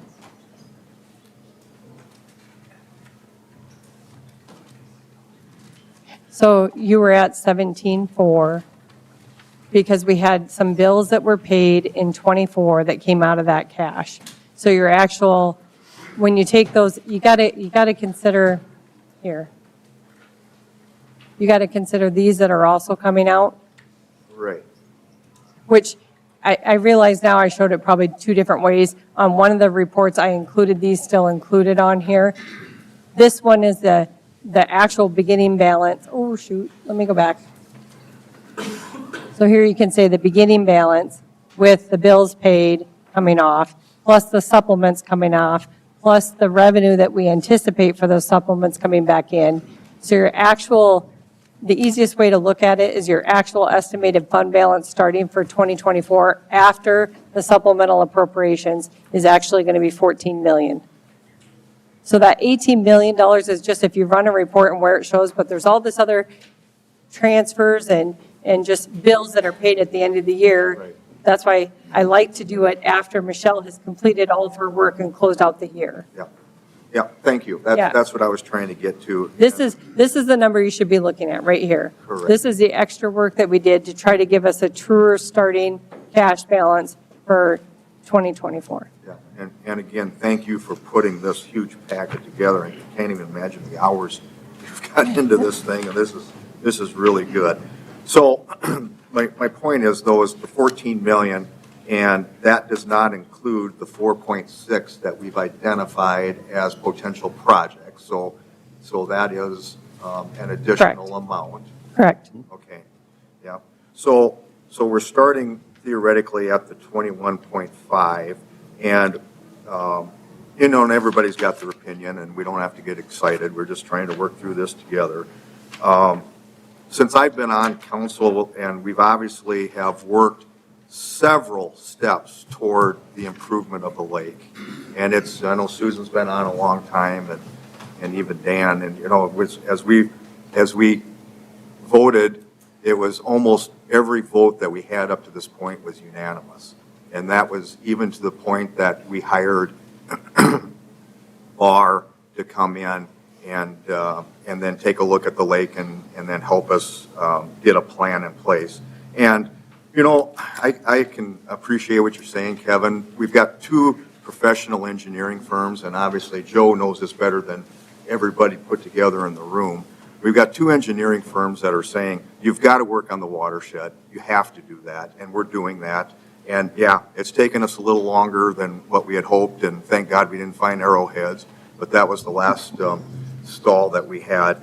And so we do have it in place. We've got a plan. It was approved. It came in under budget. Thankfully, that was really nice to see. And so, but the two firms together said also that you've also got to work in lake. I mean, you've got, if you're going to wait on in lake, you're going to wait 100 years because you'll never be done in the watershed, ever. So you do have to pay attention what's in lake. Now, would we like to do the 100% of the lake? Yes, but we can't afford it. Barr told us that. We're going to give you a plan that we think this community can afford. And let's start there, and then let's design, and maybe we can get a little more. But in reality, let's do what we think we can afford and going to give you the largest impact for the least amount of dollars. So that's what we're working on right now and tonight, and that's what people will be voting on. We know alum treatment today. Well, let's just back up. Alum is a four-letter word. Yes. In Mitchell, because it didn't work the last time we did it. Now, after the last 15 to 20 years, you would think there was advancements, and they said, yes, there is. With GPS and the ability to identify where you want more, where you want less, so forth, you can seal that bottom. And it is a guess what it's going to be annually, but it's something where they are very confident. And again, I've got the utmost respect and I think they know what they're doing. And again, Joe, when I get done, you hop in and tell me what I'm saying is wrong. So that's why, again, the vote's going to be that people will decide one way or the other. But we've been, as a council, been looking at the lake and to a certain degree, the paper said we're putting Band-Aids. I don't think it was Band-Aids. I think it was stepping stones that we actually had in place to get to where we're at today.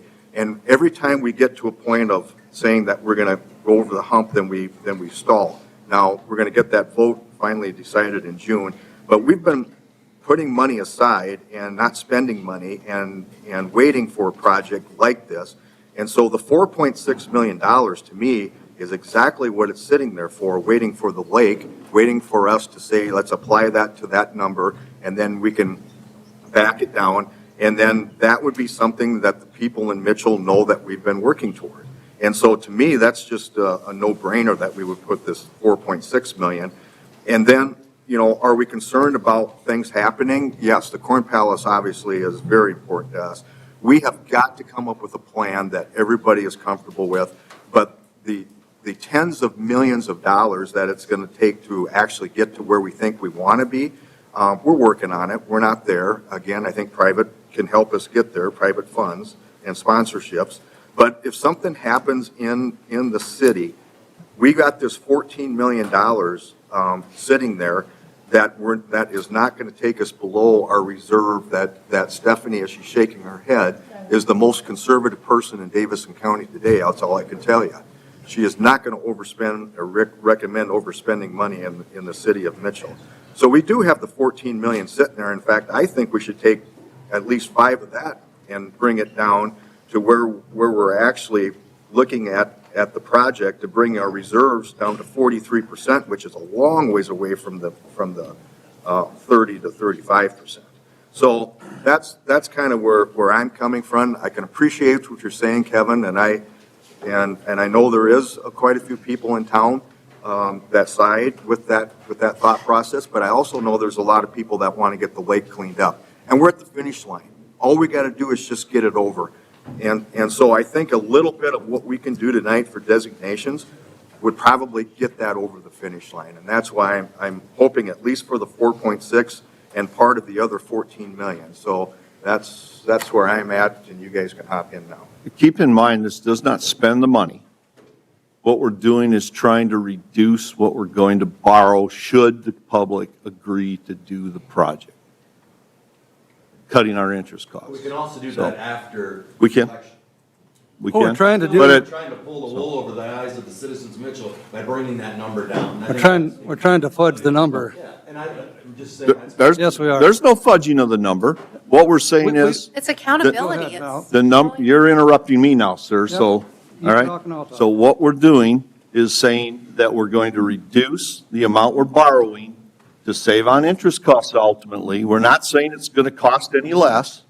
We're saying we have money saved, which, Mr. Bathke, you have said in previous council meetings, why have you not saved any money? Well, we went back and we dug through our books and said, hey, we did save some money, and we have the ability to lower it. I want to back up So- to what you just said there. The word you used was you found it. From Well- 21 to 23. And just let me. Okay, I'm go, confused. yep, go ahead. I'm new here, so I want Stephanie to explain how we found it, because it was on the couch. I want to sit on that couch, because that's a lot of money we found. No, I never said that we found it. No, I did, I just did. And that was a bad choice of words, okay? So what we did is we went back and did a better accounting of where the money has gone and money we're carrying over. And in that, we discovered that, hey, we actually have a little bit better financially than we thought we were. We have had more interest income come in. We've had more sales tax money come in. We do know that there could be roughly $1 million hit with the grocery. We cut that out of next year's budget. We accounted for that in next year's budget. So we're aware that there may be a grocery tax going away. Okay? And I just have one thing to say to that. First of all, the 2023 numbers, we had no idea where 23 was going to end in July. I mean, we were halfway through the year. The year could have tanked at the end of the year. So I had no way of predicting that, we were going to stay with 2.7 million above sales tax collections in 2023 or 1.3 above in interest in 23 in July when we passed the original resolution. It stated So, the sales tax collections in 21 to 23. yep. So how do we not Look have up here. sales tax collections in 21? Nope, look up here. We did.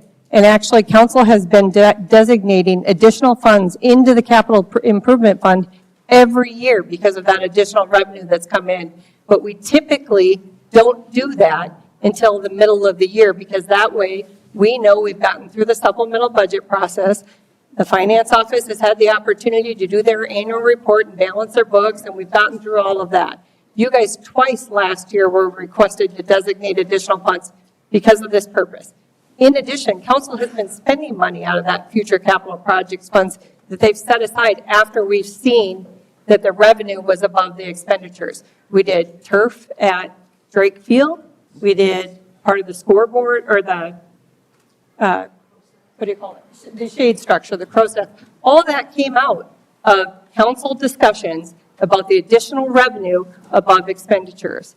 So it's not like this is a surprise that no one knew about. We've been having these conversations for 3 years. But if someone's going to, when we first presented the financing of the lake, we had to assume that no cash was going to be used. We wanted to kind of show this is going to sound bad, but show the worst-case scenario. If you were going to finance 100%, what do you need to be prepared to pay out of your accounts? Because I don't want the city to ever be in a position where we've overcommitted ourselves, but now we can't afford to do what we're doing day to day, if that makes more sense. Mr. Yeah. McCarl, you got something else? Last year in August, we set aside $25 million to put on the ballot. That's what we decided on, all of us, all 8 of us here. Yeah, we did. Where did the $25 million come up? We decided on We that. did the drawdown. Now I'm We're doing- going to, He's looking at me and asking a question. because you're shaking your head. I know, because we took 3.5 out to fund the drawdown, so it Yeah, lowered it but we right away. started at 25 million last year. We've taken 3.5 out now, so it takes us down to 21.5 million. That's the number that we stated we'd do. And Let's that's, not try to confuse the public. That's what we're trying to do. Get this number low. So, I mean, let them make the decision where the money goes, is what I'm telling you. Kevin, hold on. Is it my Mrs. turn Sharp. yet? No, just a minute. So we're not changing that 21.5 Oh, you're million. fudging the number to bring it down. No, we're not. Yes, you are. We're not saying the cost is going to be lower. The 25 million is still there. Yeah. What we're doing is saying we're only going to borrow less money. No. We're not fudging the number. We're we not are. changing the 25 million. It's simple math, Mr. McCardle. Well, simple math. You're not seeing it. So. I'll see it. We're not Maybe changing. that's why I should run for mayor. That's what I'm going to tell you. Get a petition. I will get a petition. All right. Okay. We are taking 25 million yet. What we're doing is the amount we're borrowing Friday. is, it's my turn to talk, sir. Okay. A week from Friday, by the way. Yeah, it'll be a week. Okay. I know exactly when it is. All right. We're taking the 25 million. What we're doing is lowering the amount we're borrowing. It's still 25 million. There's no change to that. So, okay, Mrs. Charles. When I heard about this, I thought that this was just the best possible news that we could give the public. The fact that we have the funds in reserve and that we have been being fiscally responsible, so now we can pay for the lake, borrow less money, make the payments, not, I think one of the big concerns was, this big dollar amount that we were going to be on the hook for. And now the great news is that we can pay that down.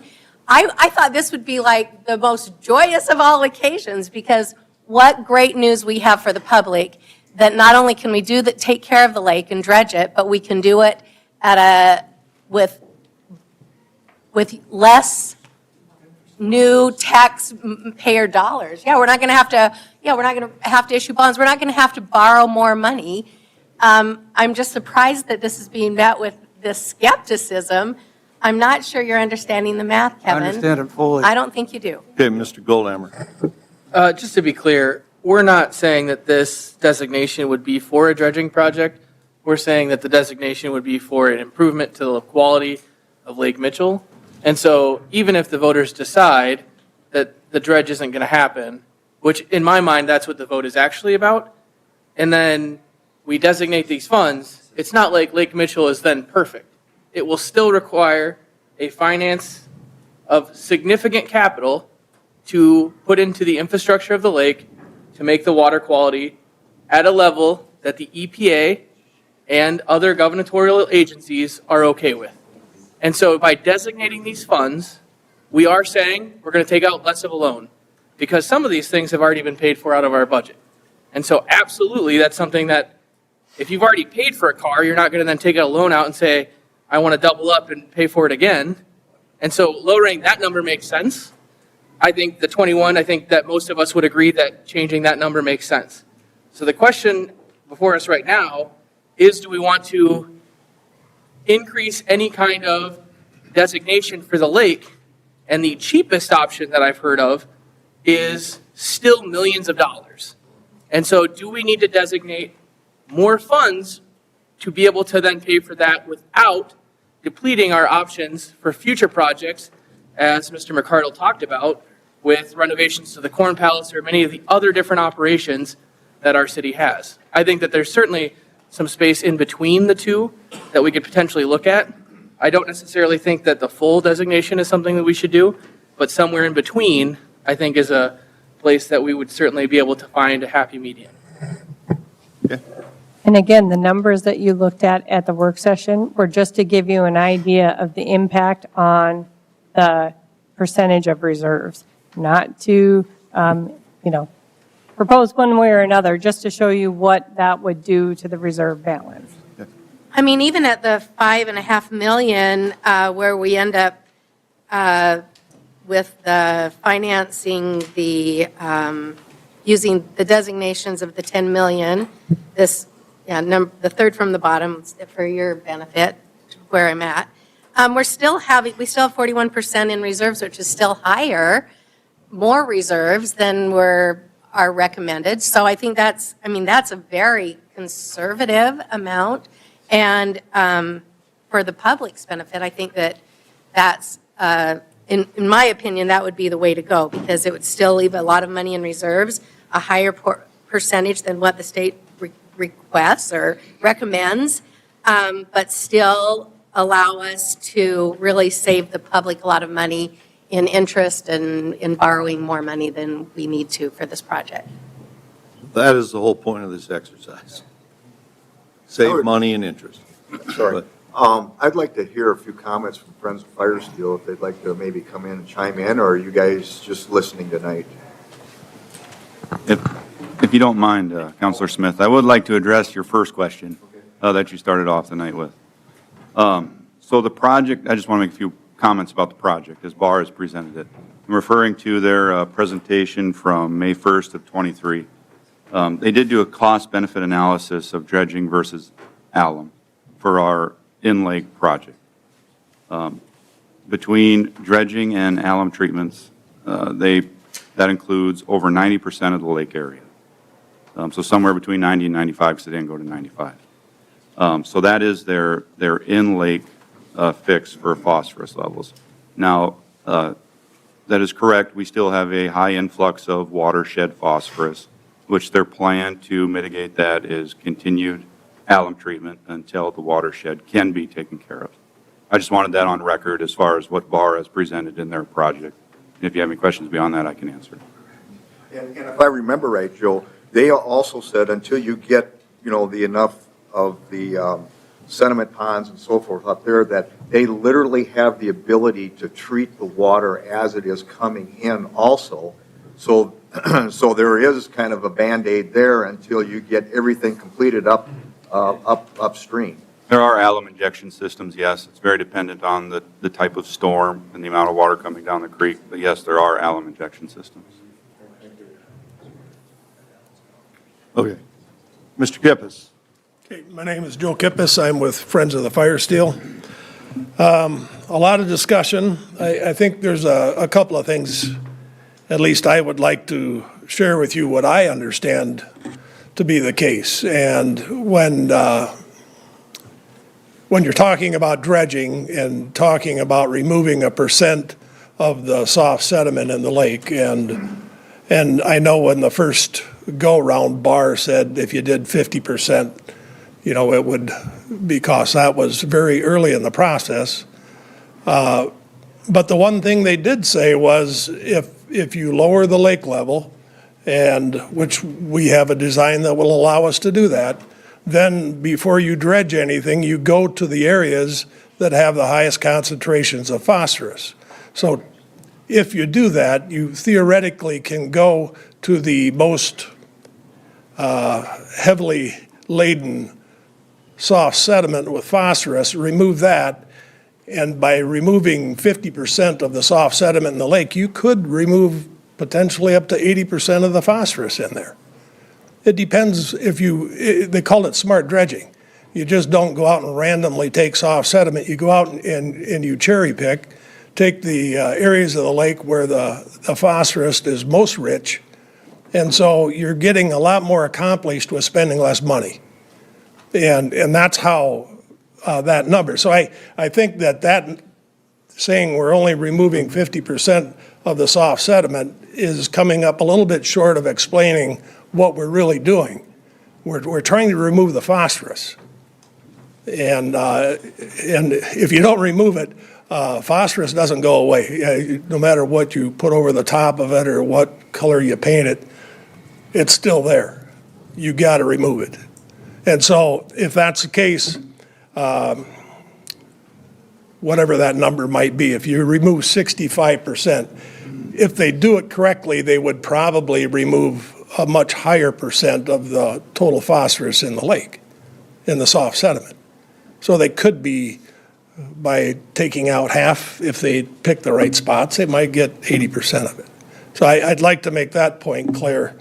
And the other thing I guess I have to comment, and we've had these engineering studies that tell us, and never once have they said do one and not the other. They've always said you have to do both. If you don't do both, you're not going to be successful. So, and they say, the way it was put to us initially, it took you 90 years to get what you have in Lake Mitchell. So say you you dredge a lake and it takes you 10 years to get an effective program going in the near lake area to help filter out some of the materials coming in. Well, of the 90 years it took to get what we got, you still got 80 left. Do you understand what I'm getting at? So I think that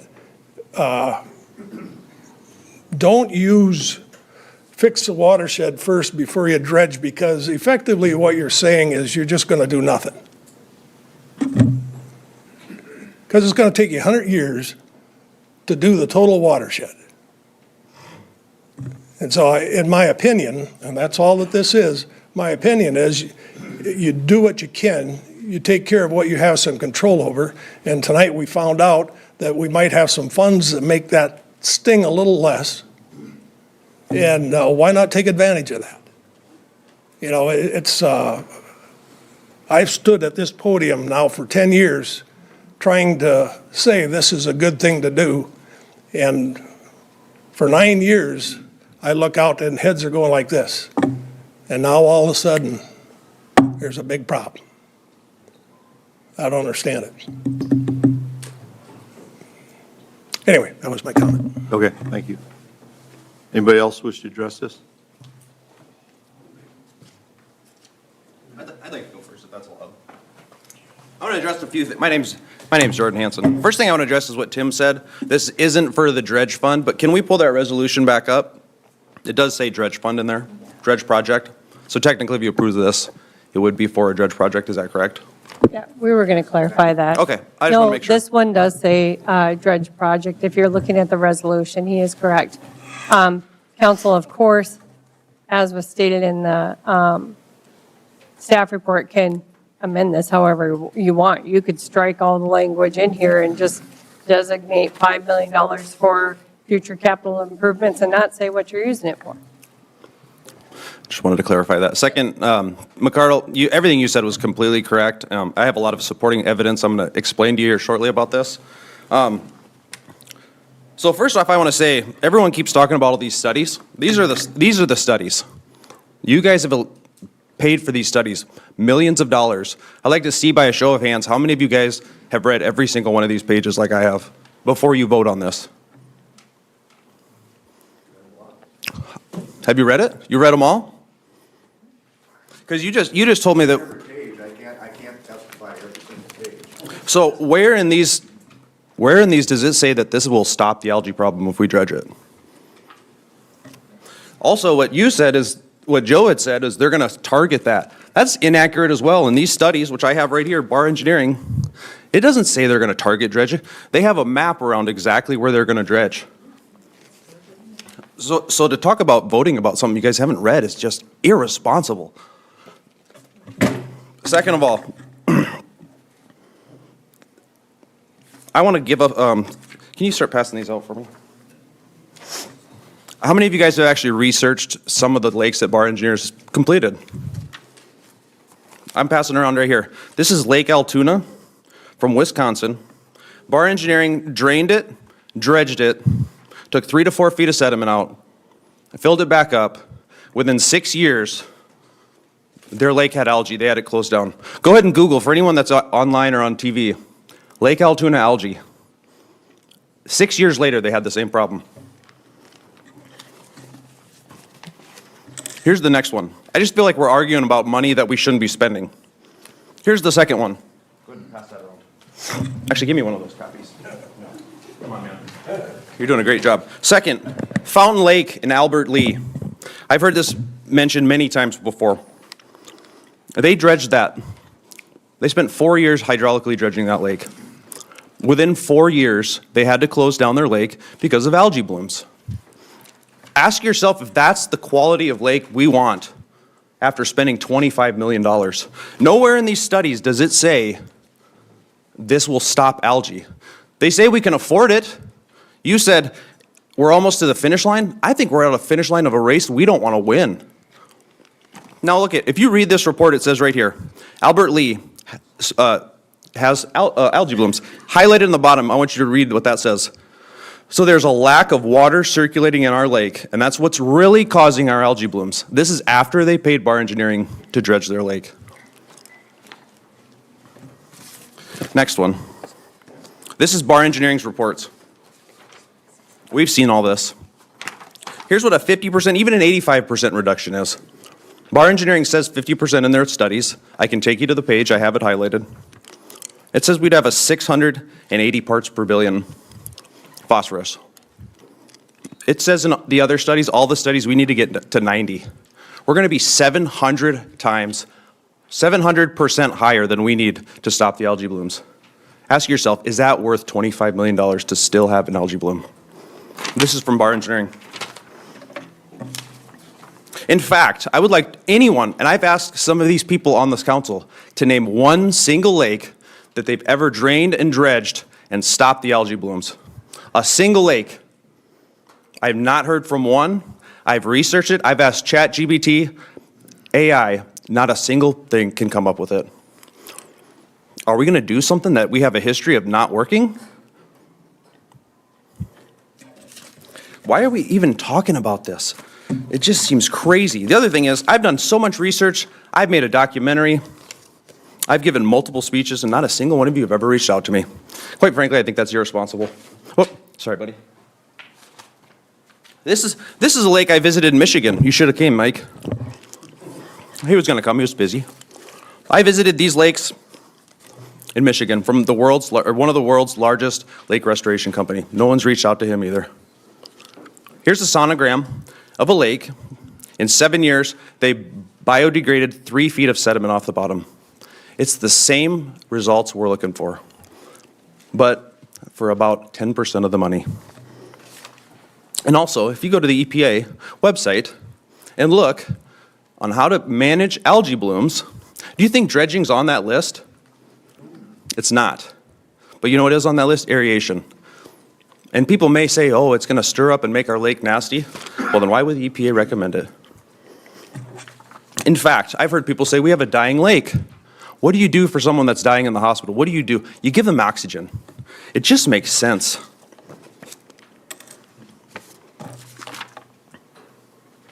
Here's the last bit of information I have for you guys. Floating wetlands, we all know they work. We've tried them, but we've neglected them severely. We could do, for $2 million, floating wetlands that will take out, let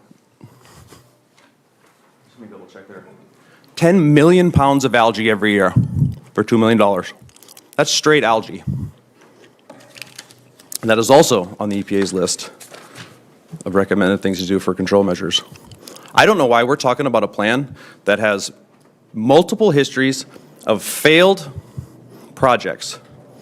From what I've found, has not a single success story. I'd love for someone to tell me there's one. The other thing is, I showed you guys a bid about 7 months ago on how to fix the lake. And I know no one's reached out to them to even bother to inquire. I just can't understand why. How hard is it to make a phone call and ask a guy? I spent like thousands of my own dollars to fly thousands of miles to go visit this person, to check on it. And god dang it, it was mind-blowing how clear this water was. I went and personally spoke to residents of these towns. I went and knocked on random doors like I was selling Amway. And I said, can you please tell me about these people? Are these guys full of crap or not? And they said, no, we had a huge problem. They fixed it. It took 7 or 8 years before it worked. Why aren't we looking at this? Why are we arguing about $25 million over a project that has no proof of working? And if we just magically found $4.6 million, whether they found it or not, we could get 4 to 5 years into this project and fix our lake and not borrow $20 million. And I'm not saying you have to do that, but I don't understand what's so hard about just asking the question. Why would you not do your responsibility of doing what's financially responsible in checking? So I don't care what you guys decide tonight, because it seems like it doesn't matter what I say anyway. But I hope for all the people watching on TV, do some of the research I said. Check out Lake Altoona. Check out Fountain Lake. See if you can find a lake they dredged and stop fixing, or stop the algae. I'd love to have someone finally tell me one single lake that dredging ever solved. Jordan, before you go, just to be clear, though, your project will still cost money. That's correct, $11 million. Okay. So by designating some money for Lake Mitchell improvement, I'd love it. I'd love it. It would still be setting aside funds, no matter what the city decides to vote on. For sure. We still have to have capital for a lake water improvement. 100%. Well, if you took the $4.6 million, you could pretty much get all the way, and then you're eliminating basically half of that right there. Then you're going to have a small $500,000, I shouldn't say small, but still, it's less than alum, which is probably one of the oldest chemicals. By the way, alum is an outdated chemical. If you knew anything about lake management, alum isn't even hardly used anymore. Anyway, the amount of money we could save is, because if we're at an alum, that's $40 million. This is 11. It's $30 million. Everyone talks like it's not a big deal. For God's sakes, it's $30 million. If we could go ahead and do the ridiculous Corn Palace. There was recently an article that said we have to choose the Corn Palace or the lake. No, we don't. What we need to do is choose intelligent decisions. That's what we need. We need fiscal responsibility. Thank you. Mayor, Yes, go ahead. I have a better answer for you, Mike. I hope this will help. Just because this would be the first supplemental process that you've been through too. Normally, the process that we would go through is in, end of March, did you say, Michelle? When we do supplements are usually closer to the end of March, beginning of April, because it's easier to get to what those balances are. If we were in this normal timeframe, this is what I would have recommended to council to do no matter what. I would have recommended that you take 2.7, which is the amount that we got of revenue above budget in '23 for sales tax, and I would have recommended you take the 1.3 above budget in interest income for a total of $4 million at a minimum, put that in your capital projects fund. That would have been the recommendation I would have made to you as council following that end of the year book work that we do, that we're just about a month and a half ahead of time. So I would have been making this recommendation to you on that dollar amount. Whether you guys use it for Lake Mitchell or something else, it's just that you're in the middle of the discussion on Lake Mitchell and the refinancing, or how much we want to finance. So I think that that's probably a better clarity to your earlier question. So I hope that helps. The normal process would have been, we would have been looking at this within the next 6 weeks. This is what I would have showed council. This is what I would have recommended at a minimum. I still don't. I don't know why we just don't wait till June. The number doesn't change. Bob is right. It's 25 million. It's not changing the final number, but I just feel like we're pulling the wool over the taxpayers' eyes by showing them a smaller number to try and get more people on board. I'm not against fixing the lake. Whatever it is, it is. And I'm not against spending it. If it's 25 million, that's what it is. If the people decide it in June. Right. We're not showing them a smaller number. We're saying we would borrow less money. Come on up, Mr. Hanson. Wow, that kid's kind of like chip off the old block, huh? Whew. Okay. Good evening, council and mayor. My name is Stuart Hanson, and I'm here tonight hoping all of you will vote no on Resolution R 2024-10, which would lower the amount financed through the state revolving fund. Why? Because spending $25 million to dredge the lake would be a big waste of taxpayers' money. Why would I say this? I'll try to make it as simple as I can And as I stated earlier, the mayor has had 10 months to come up with a number, a percentage of how much phosphorus the planned 35-acre wetland will prevent from entering the lake, but he's kept it silent. Why? Probably because he's been lying to us. So after doing a lot of research and looking over all the engineering reports dating back to at least 2018, I've come across some very important information that you should all know if you've done your job and read these reports. I've read and understand the information because they voted not to apply for a $25 million loan from the state revolving fund. I'm sorry, I got ahead of myself. Information that you should have known, done your job, and read these reports. I'm guessing Mr. Dosher, Mr. Sabers, and Mr. McCardle have read and understand the information because they voted not to apply for the $25 million loan from the state revolving fund. The two new council members, Mr. Goldhammer and Mr. Bathke, I'm not sure about yet. The other three council members apparently haven't read any of the engineering reports because they think we should dredge the lake. Do you really believe the engineers? I'm talking to Mr. Smith, Mrs. Charks, Mr. Barrington. Do you really believe the engineers when they tell you that? Huh, nothing. Okay. Because if you do, you would know that dredging the lake would be a waste of $25 million. Okay, so here's where you really need to pay attention. Okay, don't pay attention. In the 2018 Fire Engineering Technical Memorandum for Lake Mitchell, on page 56, table 12, it says what we need to do to reduce the phosphorus coming down the creek by 50%. Does anybody know that? Have you read it? Nope, apparently not. Cover crop, we'd need 88,000 acres. Conservation tillage, 25,000 acres. Grazing management, 145,000 acres. Fencing and alternate water sources, 180 miles. Buffers, 2,000 acres. Grassed waterways, 1,420 acres. Watershed ponds, 210. Constructed wetlands, 310. And pothole wetland restoration, 10,400 acres. And all of this would be at a cost of $53 million. Has anybody read that figure? And today that would probably be closer to $63 million. Now take the 35-acre wetland that's being built up the creek for $585,000. I'll round that up to $600,000 for easy math.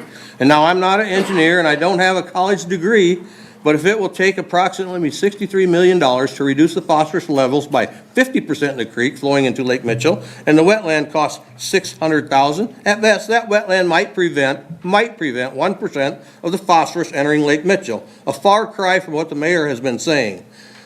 January 12, 2021, wetland will greatly reduce source of phosphorus flowing into the lake.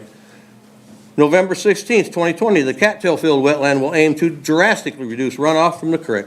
July 21st, 2023, the mayor said we'll be getting a good foothold on the water coming into the lake. So in 2018, Fire Engineering laid it all out. It would cost $53 million to reduce the phosphorus flowing into the lake by 50%. Yet here we are in 2024 debating whether a 35-acre wetland will drastically reduce the phosphorus entering the lake. Do you believe that that will happen? And how about Eric Lund from Bar Engineering, who stood up here in front of the mayor and the council on May 21st, 2023 and stated, until Firestill Creek input is significantly reduced, we're going to have a problem. Whether we dredge 100% or alum 100% treated. And Bar Engineering said only 50% of the phosphorus sediment would be dredged. So remember, the wetland that's to be constructed, at best, might reduce phosphorus flowing into Lake Mitchell by 1%. They didn't say to do both, dredge the lake and do wetlands. So that's the second engineering company telling us if we dredge, we're going to have a problem. Still, not convinced? Remember the October 16th, 2023 council meeting when Steve Donovan, the biologist working with the city on the measly 35-acre wetland up the creek, said to all of you here, and you were all here, he stated, and I quote, we'd have to impact tens of thousands of acres to make a difference. Tens of thousands of acres, not 35. Maybe that's why Eric Lund of Bar Engineering said, it will get you something. He didn't come up with no figures, no percentages, that's why. Let's be honest here. There is no impact at all with a 35-acre wetland. So why are 3 council members and the mayor pressing to dredge the lake? It's obvious it won't do any good. Still not convinced? How about the DWU study at the May 2nd, 2022 city council meeting when you were told dredging Lake Mitchell is pointless without effective wetlands upstream? So Mrs. Charks, at the October 3rd, 2022 council meeting, you said, I don't know why it's necessary for us to postpone dredging until we have pure water coming down from upstream. We will never have pure water coming from upstream. Never. It'll never happen. And then, also at the May 1st, 2023 council meeting, you said that dredging and alum treatments is a really cost-effective use of a lot of money. That's false. Mr. Smith, in 2020, when talking about a $10,000 donation to the Friends of Fire Steel, you said you have to take care of the water coming in before you take care of the lake itself. And now, in February 17th, 18th edition of the Mitchell Republic, an opinion piece by Luke Hagan, you said engineers have reported that the Fire Steel watershed will always be evolving, and if folks are waiting to get it fixed first, the lake will never get addressed. That's not true. Since 2018, both engineering firms, Fire and Bar, Steve Donovan, the biologist working with the city on the 35-acre wetland up the creek, and the DW students have all said that the phosphorus coming down Fire Steel Creek has to be drastically reduced or dredging the lake would be pointless. Mr. Barrington, at the June 20th, 2023 council meeting about the council voting to approve applying for the $25 million loan from the state revolving fund, you stated, if we say no tonight, everything that has happened is absolutely 100% in my mind over. The topic is dead and our lake is dead. Yet here we are again, 8 months later, discussing approving a loan for dredging the lake. Was that all just a show 8 months ago? Also at the June 20th, 2023 council meeting, Mike Valley was talking about cleaning the Lake Mitchell watershed, and he said, in order to make any difference at all, you have got to get about 80% of it clean. How many farmers do you think will take land out of production to help clean the watershed? He also stated he did some research about Fountain Lake in Albert Lea, Minnesota, and they're dredging their lake. So he went to Fountain Lake, talked to some people, and they're advertising on the internet to come to our lake. Come fishing, come stay at our campground, show the literature on Fountain Lake. Also at that council meeting, Justin Luther, a homeowner on the lake, his property actually encroaches on a public access property, says that, to me, the city of Mitchell has a nuisance property. We wouldn't let the Corn Palace look like this. Yeah, we would. So I'm begging you to do something. I think everyone argues or agrees that we would like a cleaner lake, but is there another way to accomplish that without dredging? And by the way, with the Albert Lea, here's all the literature about Bar Engineering was awarded to dredge the lake. They've spent over $12 million from state funds, and they dredged it, and after 4 years, they have blue-green algae found at Fountain Lake. The beaches are closed, and they're advising people not to swim. That's 4 years of dredging, and they've closed the lake because of the blue-green algae. Okay, so then my son Jordan gave me some information about a company. It's called Everblue Lakes, a company that cleans lakes naturally with aeration and biological bacteria to clean the lake. One thing that stood out to me was they said, this is from Everblue Lakes. He said, with dredge alum solutions alone, the cycle of decline is guaranteed to begin as soon as the dredge or alum barge leaves the lake. Now, wow, do I believe that? Do I believe when the alum or the dredge leaves, or the alum barge or the dredge leaves the lake, that it's going to start silting in again? Do I believe that? Do you believe that? Does anybody here believe that once we dredge the lake and the alum barge leaves, that our lake will start silting in? Do you believe that? Or was the mayor right? The mayor said that he was just trying to sell us a product. He was just a vendor from Everblue Lakes trying to sell us a product. Well, then I looked at the fire engineering report, page 21, 6.1. It states, now this is from fire engineering after dredging. One item for consideration is that funding the next project begins soon. The lake will begin silting in again once this project is complete. So the lake will start silting in again as soon as the alum bars leave and the dredge leaves. So why do the engineers recommend dredging? Because in the preliminary engineering report by Bar Engineering in September of 2022, they state It is our understanding the city has implemented other projects in the watershed to address channel erosion and wetland restoration. Now, who told them that? So in conclusion, the mayor secretly said that the city would buy a property up the creek for $4.1 million, sold the house and a few acres for $1.1 million. That leaves $3 million spent for that measly 35-acre wetland. Then we're spending $3.5 million on a drawdown structure, $1 million for a jetty and boat docks for renting that 83% of the people didn't want or won't use, all for reducing phosphorus levels by probably less than 1%. Flowing down the creek into Lake Mitchell. And then there was another option for cleaning the lake, but he kept that a secret too. So to me, it doesn't matter. If we have the $25 million in the bank, it's a waste of $25 million. Thank you. Thank you. If anybody wants to see the bar engineering or the fire, we got them right here.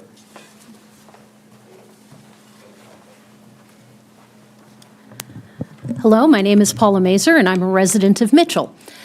Many of you also know that I'm also a scientist, but I'm not here to debate against made-up numbers because I can do it again, but this isn't the forum for that. Right now, you guys have already decided that this is going to a decision to the citizens of Mitchell. And every one of us is entitled to our own opinion, and it will inform our vote, our own vote in June.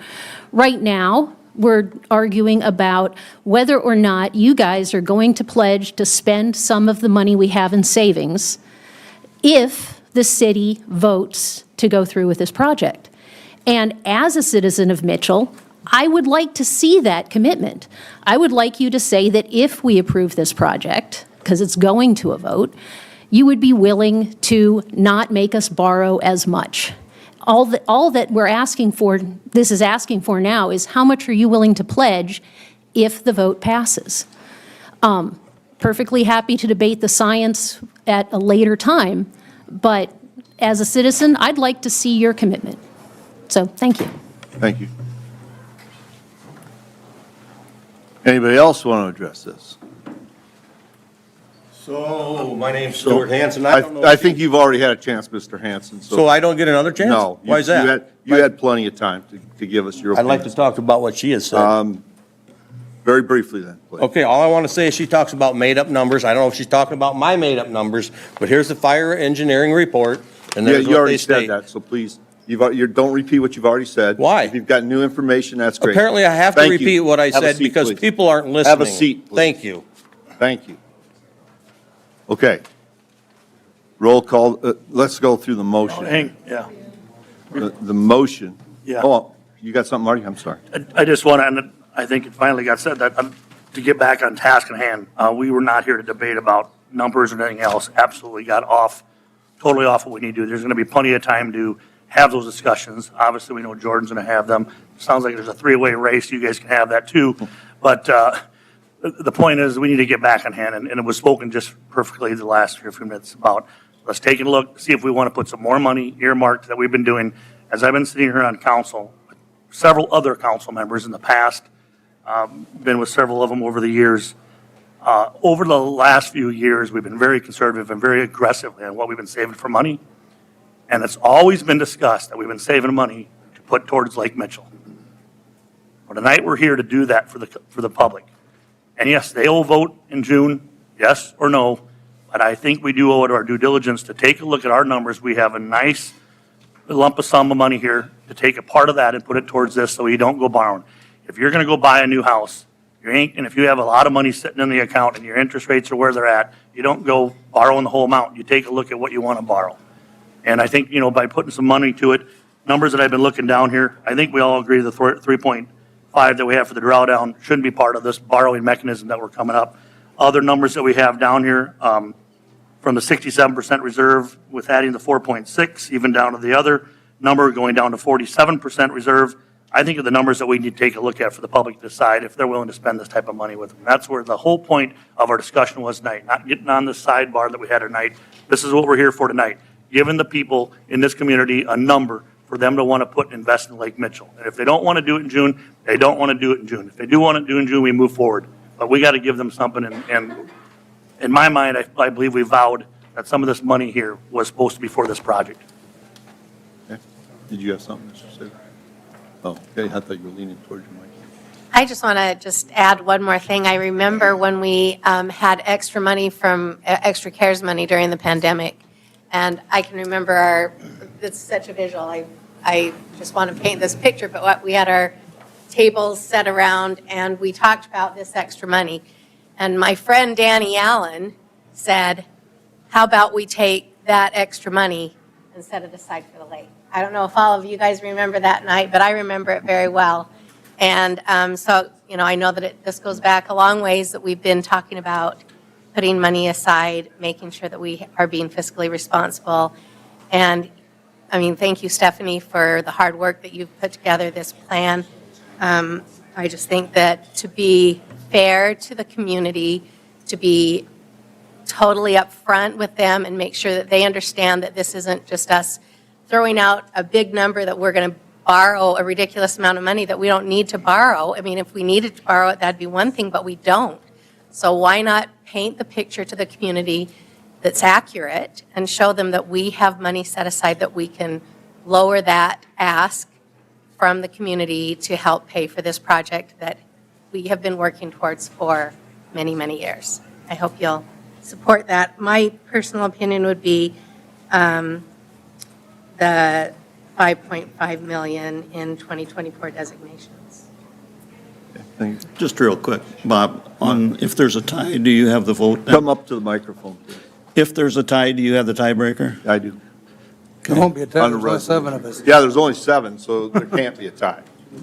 So if there were 8 here, Nobody's yes, phoning in tonight? It's a resolution, so I wanna- if there I was, wanna- yes, I could break a tie, but it's 7 people, so there won't be a tie. Okay. My mistake. Just one thing, I know there's heated on both sides here, and I'm not in favor of spending the money, but treat the money like it's your own. I know it's taxpayer money and it's a piggy bank, but treat it like it's your own. Spend it wisely. There's still only 7, right? And if people decide to vote it in, we can put that money in, then we'll have a lower payment. We can do that in June. We don't have to do it tonight. But I think we need to show somewhat of a commitment, like the professor said, is the fact that if you guys show a commitment, then the citizens of Mitchell may want to show the commitment, because if not, then they say, well, if the council's not in favor of it, you know, there's no reason to move forward. So, and as Tim pointed out, if we put money into it and show a lower loan, not a lower project amount, but a lower loan, and if it does not get voted in, then it goes right back to the general fund. So we're sitting at square one anyway. And I know what you're saying, Mike, but in reality, I like the fact that we're showing a commitment as a council that we've saved and saved and saved over the years. And I know I feel very comfortable with the plan, and I know the 2 engineers that are involved with the city are very comfortable with the plan. So we can sit here and I know we've got, right now, we're going to vote on 0. I think we've got that vote to take yet. The motion is to We do. The postpone. motion is to postpone until after the election, correct? Yes. That's what's on, that's what we're. Postpone to after the election. That's then the we can motion. see- That's the see motion what now. the city Yeah, wants to okay. do. Yeah. So I'm going to vote against that, but what I would like to see is the circle back around and vote on the 4.6 that is not included into the general fund, but we have put in for capital improvements, in which we've pointed to the lake for years and years and years. And then after that, then let's determine if, like Tim says, there's our middle ground on some others. So I think that would, if that's okay with you, Mr. Mayor, that's the way I think we can approach this, and then we can come to some resolutions. Amen. All right, so with that, the motion is to postpone this until after the election. Did I state that right, Mr. Johnson? Okay, is that what you have for a motion? Yes. Okay. Yes, to All right. postpone. Roll call vote on this, please. Barrington, That I'm going against this, so no. Bathke, Yes. Charks, No. Smith, Nay. Sabers,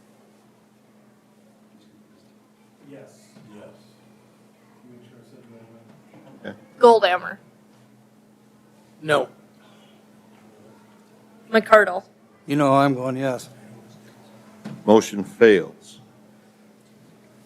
Then I will make a motion to move forward with the existing capital improvement funds as it was intended over the years to apply to the lake at whatever project that we decide to move forward with.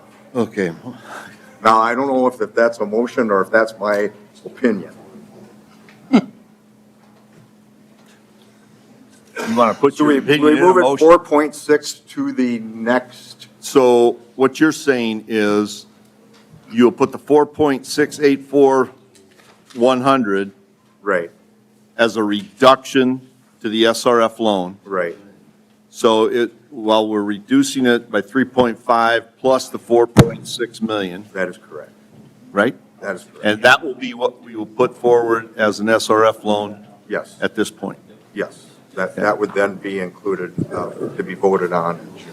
So the resolution for this item would look like this, correct? 4.6. Discussion is done. done? It's done. 4,680. Go ahead. Okay, so I think what I heard you say, 4,684,100 from the future capital project funds, no additional cash for a total amount of 4.6, right? Yes. Okay. I think his question was, Tim, you had mentioned earlier that this could be used for any Lake Mitchell project. This resolution is drafted for the Lake Mitchell dredge project, that's what's being voted on in July. It's the is SRF application, which for you that. cannot deviate from. But council, also keep in mind, even if council designates this amount now, council can take action in July after the election and designate it for something, a different lake project if that's what you did, or, I don't know if that's being clear. And Does it have to be for a lake project?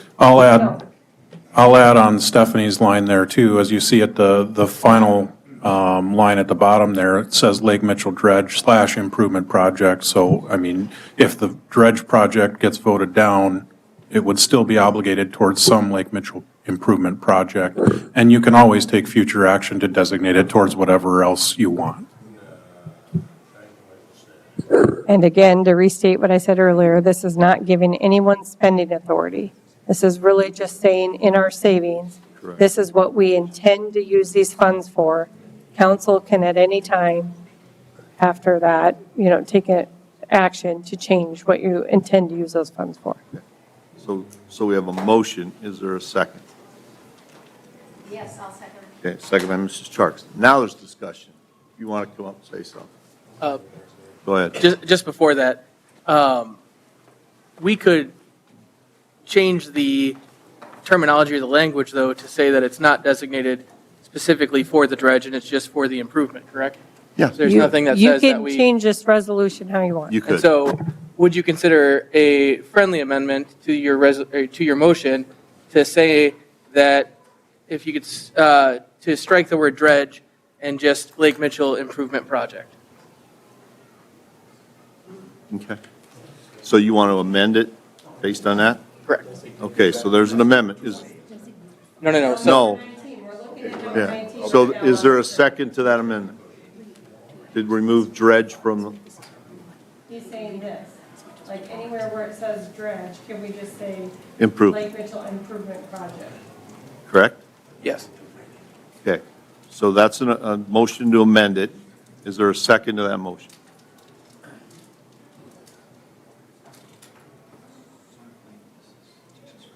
No second? I'm going to ask Justin, is that the right terminology? You're looking at it. I could see that look. Yeah, I mean, it really doesn't change the substance because changing the title, I think, makes sense. You can change the title, but the operative language at the end of the resolution is going to cover it whether it's dredge or improvement, so.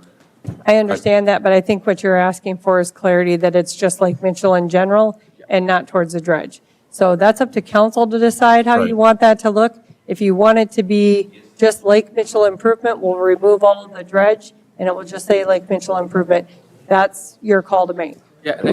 You keep in mind, the only thing you can use the funds for in the SRF is what's on that application, just so you know. Yes. And But, okay, so you're making a motion to amend it to remove dredge from that, the resolution. Is there a second?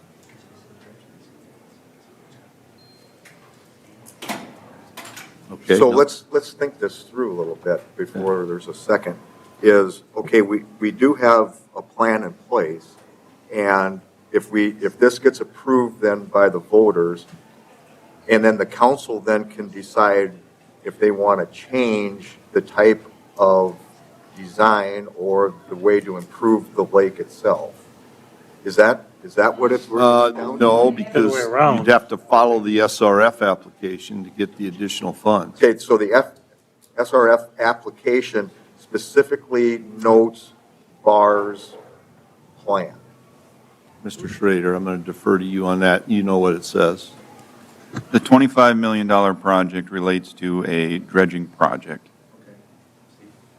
So just to further clarify, what I'm trying to do here is we are setting aside funds for a Lake Mitchell project.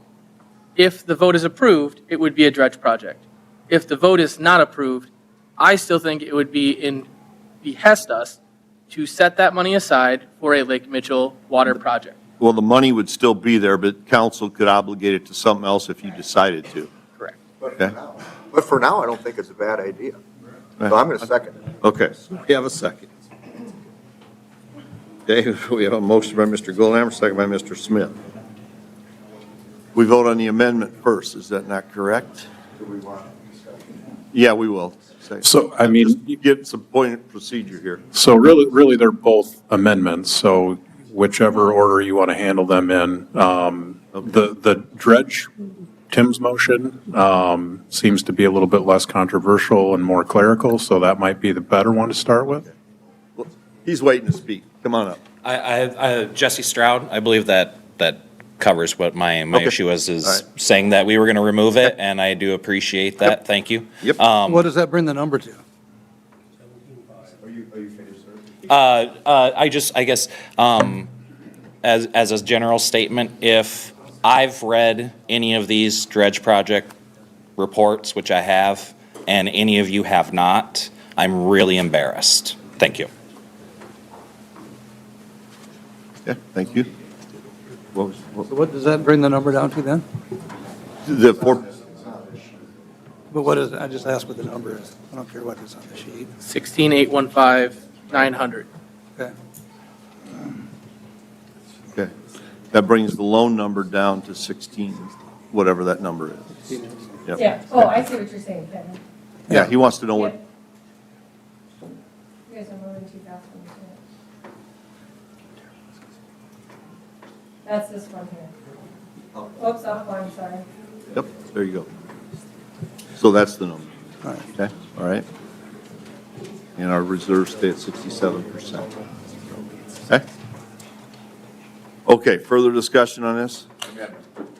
We're going to go to the amendment. Okay, roll call on Tim's amendment to take dredge out. Charks, Aye. Smith, Aye. Sabers, Aye. Goldammer, Aye. McCardle, Aye. Barrington, Aye. Bathke. Okay, motion carries. Now, Mr. Smith and Mrs. Chark's motion to put $4,684,100 more into the fund to bring the loan down to 16 million, whatever it is, and some change. Okay? Further discussion? Yes. Okay. One thing I was in favor of, I was not in favor of the whole bunch, but putting money aside for it.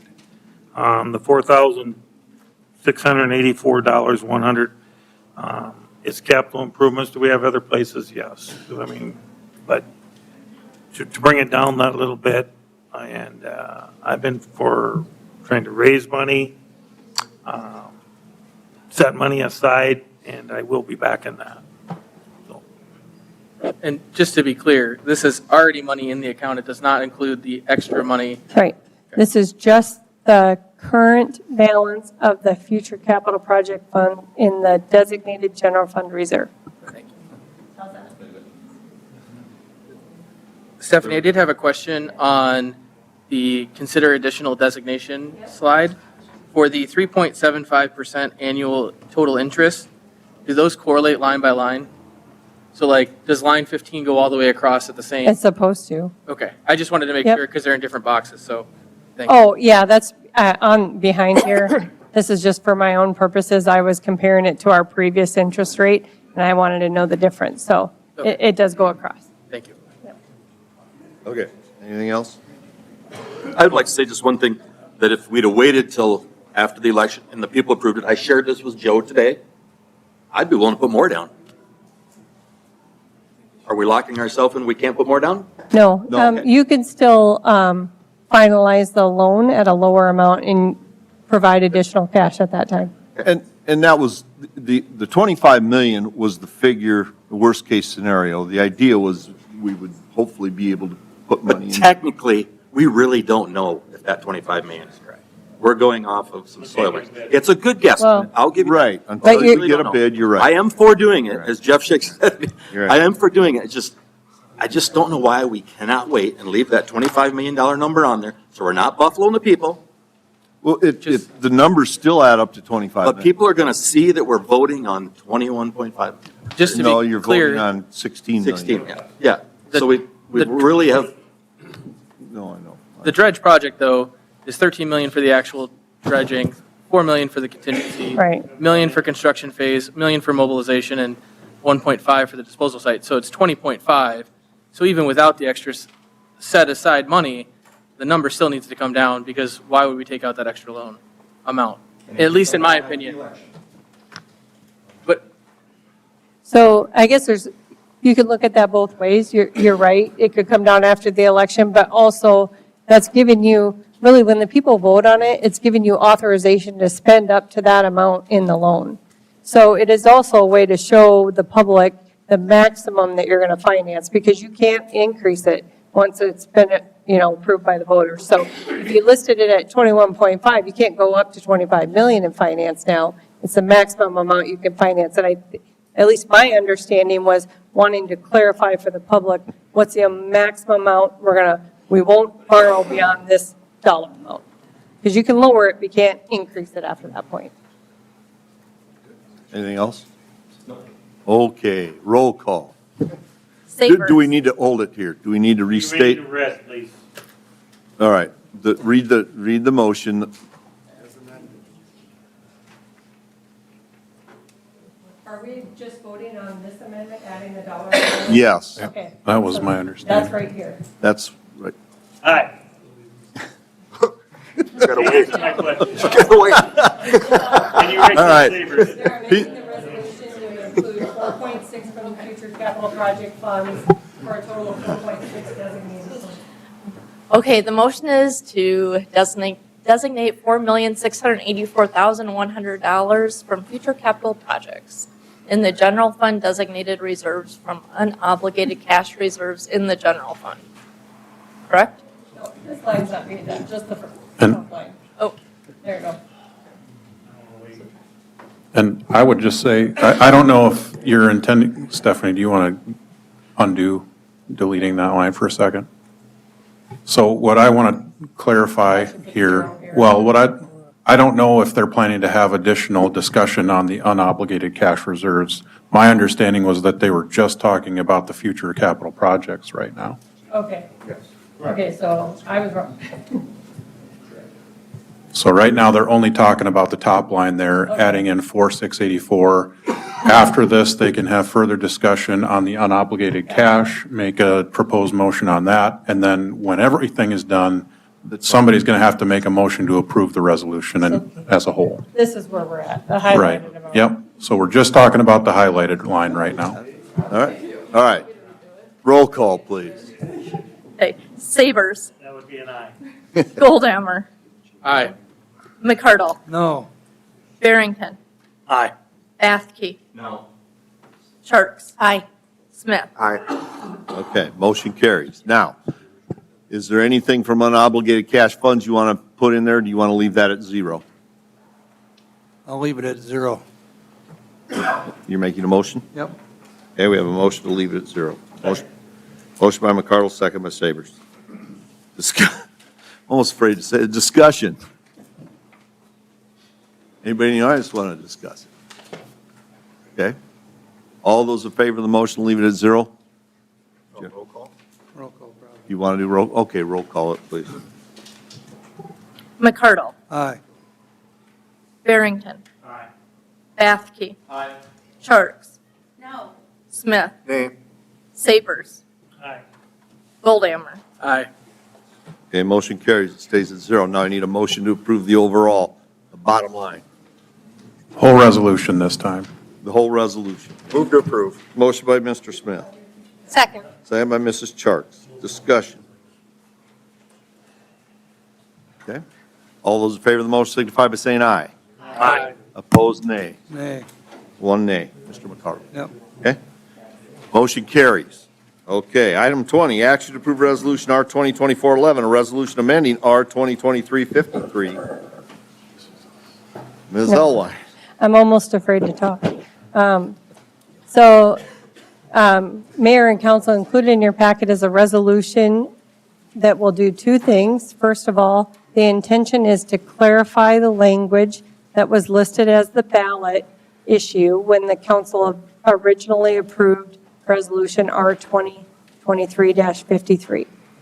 You can see the language under 1A. So now the language will say, for the purpose of providing funds for the Lake Mitchell project and paying the cost of issuance. The reason for this change is there were council members and the public that expressed concern. Previously, it said city improvements, including the Lake Mitchell project. And it's an SRF loan that can only be used for the Lake Mitchell project. So, and it can only be used for the purposes that are stated in the DANR's application. So that language change is just to clarify that the city can't take the funds and go do a road or go put in more water pipes or something like that. It can only be used for the project as shown on the application. Second was to reduce the bond amount from 25 million, and now it will go down to $16,815,900. And all references from 25 million will be amended to read $16,815,900. No other portions of the original resolution are changing. So tonight, if council were to not pass this resolution, the resolution would stand as is at 25 million in June. You're not canceling the election. This is not voting on whether or not to have an election again. It's simply just clarifying that language by removing city improvements, including, and changing the dollar amount from 25 million to $16,815,900. And again, that's just the amount being financed. Is that clear, hopefully? Okay. I can answer any questions. Okay. Questions? This is still a $25 million project. We've just taken money out of it, and we're only borrowing what we find necessary to borrow. So, Just a point of clarification, we could still set this at $20,500,000, the cost of the dredging project, correct? Huh? it'd be 25 minus 3.5, yes. So our current project loan was 25 million. We're down to 21.5 because we budgeted 3.5. So the remaining balance is 16,815,900. Are you saying changing this number? Well, so if we set the SRF loan maximum capacity to 21.5, we've already stated that we don't have to take out the full amount, and we have now designated the 4.684 to Lake Mitchell improvement. And so my question is, from a legal standpoint, we could still set the amount at 21.5 as a separate issue with the plan to not need to take out the full amount of the loan if approved, and then we can finance with other capital improvement funds as designated. The dollar amount you set here is the most that you can borrow. Oh, thank you. Got to answer your question. Does that answer your question? Yeah, so we could set it at 21.5. You could put You could 25 set, million you there. could if set you it at wanted. 100 million if Yeah. you wanted to. I mean. I do not. you Don't Set do it that. wherever you want. But Tim, why, I'm just curious, why do you want to do that? Just out of curiosity. I guess for me, and this kind of goes back to what Mr. Bathke had said earlier about making the project costs associated almost, I feel like this vote in June is on dredging Lake Mitchell. And the cost for that is 21.5. And so that is what I feel like people should vote on as a part of, you're saying, yes, I want to spend this money, and this is how much I know it costs, and I'm okay with spending that.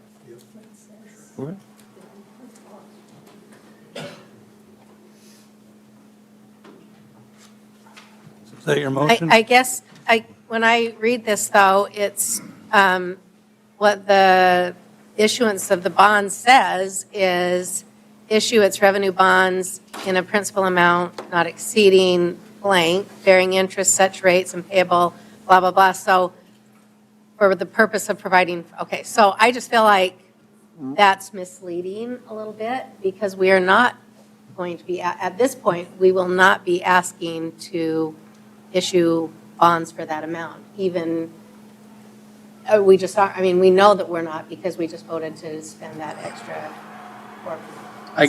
I guess my counterpoint to that thought would be that once we set the bond amount, we can't exceed it.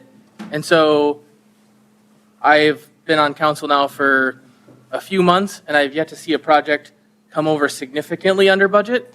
And these numbers that we're basing our bond issuance exceeding number off of are from years ago.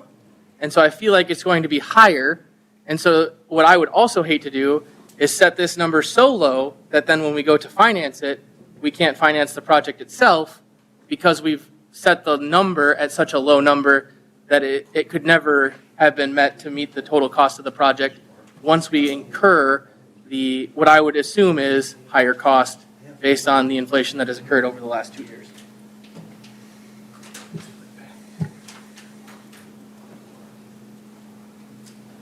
I mean, I hear what you're saying. I always say I'm a safety girl, and I get that. I really do. But I do feel like that does the opposite thing of what we're being accused of, which is to almost inflate the amount for the public's perception to what we actually are anticipating our actual lending or borrowing will be. If that makes sense.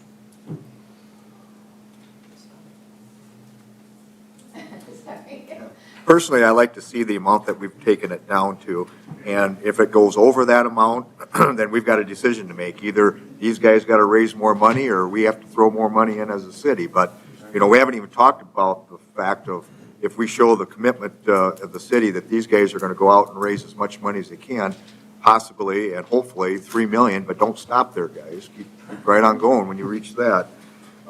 But that's what I'm thinking is that way it caps us for the amount that we can borrow. And if it's over that, then it's on us to say, can we find other sources to pay for it? I see what you're saying. I guess to that point, I was contacted by some members of Friends of Fire Steel today, and they asked me what my position would be both on this resolution and the previous one. And I said, I'm okay with designating funds. I think that's something that we have to do either way. However, when it comes to this resolution, my personal opinion is, one, we want to make sure that we are setting it at a number that is going to successfully get the project done. And they said, well, if we get this approved, get it voted yes, would you support that resolution? And I have always said that if the city votes to approve this, then I will support it. But what I will not do is then go above and back and say, well, now we need to designate even more funds because the project is more money. And I think that that would be deceptive to the citizens of Mitchell in the fact that we say SRF loan needs to be X number of dollars to complete the project. Do you support this, yes or no? And then to later then say, we were wrong because of contingency or underestimating the project cost. I think that that would be ill-advised to put on a ballot in front of the citizens of Mitchell. Tim, I'm glad you brought up contingency because I think there's $4 million in that 25 million for contingency, isn't there? Am I correct in that? Was just looking at those. Do you have that figure, Joe? Yep, that's correct, 4 million. Yeah. So, I mean, already we have a $4 million contingency, which basically will cover the difference that you're talking about essentially. Well, I guess from my perspective, on a $21 million project, if it goes up 3%, you're looking at roughly $60 million. If I did that math correctly. 20 million, 3%, no. $2 million. It goes up, and so I would be, 21 million at 10% would be 2.1 million. So if it goes up 5%, you're at 1 point, just over a million. So if you're at 3%, you'd be about 600,000. Okay. I'm going to go ahead and make, I don't know, we make a motion yet, have we? Okay, I'm going to make a motion to go what I believe is right stated for the public, is 16,815,900. So we have a motion by Mr. Barrington to put in there whatever the $16 million figure is. Yep, Correct? 16, Okay. 815,900. Okay, we have a second by Mr. Smith. Discussion? I just want council to know, I'm just putting this up here so we can keep track of what we're talking about, so if you need to. Okay.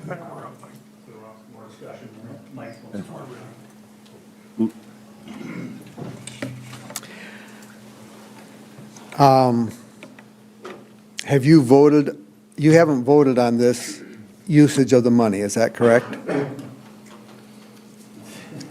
I mean, okay, I want to speak on after you're through with doing this, okay? Because then we got one more, right? We've got. No, this is the final one. This is the final one. We're voting on what the SRF, the ballot wording will state for the SRF loan amount. Still a $25 million project, Okay, but we're only borrowing 16.8 million. I got it. First of all, I want to thank you for taking up this amendment to the ballot issue wording. This language more clearly expresses that the only things we can use this funds for is the Lake Mitchell project. And it can't be used for other Mitchell City improvements. So I think that was a really good move. Secondly, as you all know, the board of the Friends of the Fire Screen is requesting a straw poll of the individual council members. And what I'm going to ask is, if the June 4 yes vote for the City of Mitchell to issue revenue bonds for the purpose of providing the funds for the Lake Mitchell project wins, will you follow through and support the Lake Mitchell project? Now, I want you all to know that we didn't take making this request lightly. And after a lot of discussion, and we called each of you to let you know that we would be doing that. But the last thing we wanted to do was blindside you on this type of a request. And just let me briefly explain why. After the presentations and the vote last spring that ended in bringing it to a public vote, and then the ensuing next council vote to wait nearly another year to bring it up for election, that really took the wind out of the sails to not only raise funds, but to even discuss the issue. And when we would, I'll talk about myself, when I would say something like, folks would say something like, do you think if this ballot measure passes, that the council will really go ahead with the project? I said, yeah, I do. That's why else would they, that's what they said, and why else would they turn it over to a public vote? And then I'd get that raised eyebrow, half smile on the face, and look over the rim of the glasses, inferring, you really are naive, Valley.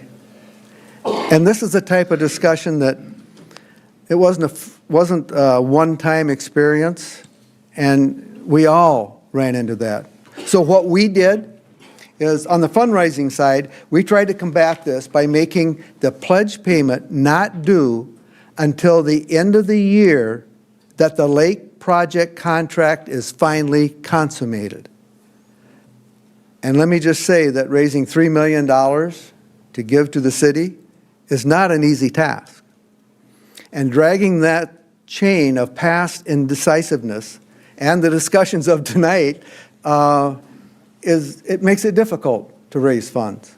So in order to clear the air, we decided that the citizenry needs to know if their vote on this matter really counts.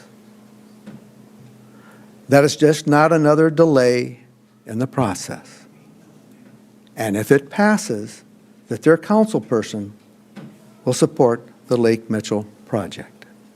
In a nutshell, I was in the legislature for 12 years. This doesn't happen a lot. We did not take this request lightly. I did not. And we are not here tonight to debate this issue, even though it got back into the issue. We were just here for this particular vote here. Our charge is to raise funds to assist with this project. This straw vote will hopefully help us be able to help you raise funds for the project. And lastly, we felt it was just fair to clean the air, as the citizenry deserves to know, will you follow the vote of the people? And so that's why we're doing this, and this will really help if we clear that air. And I've talked to some of you, and you say, well, I've always been in favor of that. I said, but that's not what we're seeing when we go out and visit with people. So that's why we're asking for this straw poll. And as a committee chair in the legislature, at this point, I'd ask the secretary to call the roll. So I asked Administrator Elwine, I said, so who does that? And she answered, you'll have to do it. So I'm going to read the motion, because I'd always tell the secretary. For a second, is this, I mean, as a point of order, is this even, quite frankly, I'd tell him to go to hell. That's your business. They absolutely can, but he can ask it, and it's not binding. They don't have to answer? They don't have to answer, but it's non-binding. I mean, they can answer, and we can't hold Okay. them to it. I think it's just a little disingenuous, to be honest with you. I appreciate that. I don't think it's disingenuous. You gave us the charge to raise money for this project, and they need to know, all right, if I commit so much money, I mean, we got people that are putting in some fairly good chunks of change, and they need to know, are you with them? So what I'm asking is, if the June 4th yes vote for the City of Mitchell to issue revenue bonds for the purpose of providing funds for the Lake Mitchell project wins the election, will you follow through and support the Lake Mitchell project as defined in the resolution? And I'm the official caller of the names. I do it a little bit differently. I just took it as it appears in the website, except that Kevin McCardle, you'll be last, because the chair always votes last. So that's why that is that way. Can I have a clarification? In the Sure. resolution, does it specify dredging? And are the citizens are voting? I said for the Lake Mitchell project as defined in the resolution. Just wanted to make sure that was clear. Okay, thanks. Okay, first on the list was Dan Sabers. Well, I kind of like what that guy said, but I would never vote against what the people want. Okay. That's why we're going to the vote. I can't imagine anybody doing it. I can't believe you're asking this. That's why I agree with it, but yes. I would vote for it. I can't either, but that's what we're running into. I understand. Tim Goldhammer. Yes, I would support the vote as designated by the people. Marty Barrington. Yes, I would support the people. Mike Bathke. Yes. Jeff Smith. Yes, I'll support the vote. Susan Charks. Yes. John Dosher is absent. Kevin McCardle. I always support what the citizens of Mitchell have to say. I think this is a foolish question to be asking, but yes, I would support it. Thank you. Thank you, members of the council. Appreciate it. Mr. Everson, did you want to speak? Yes. Donop? Due to the time, Don Everson Mitchell. Due to the time, I'll be brief. I'm not going to ask your thoughts on commitments. What I would like to remind the council is that the $25 million loan amount was brought forward by the city and referred to the voters, and that was done when there was already money in the lake fund.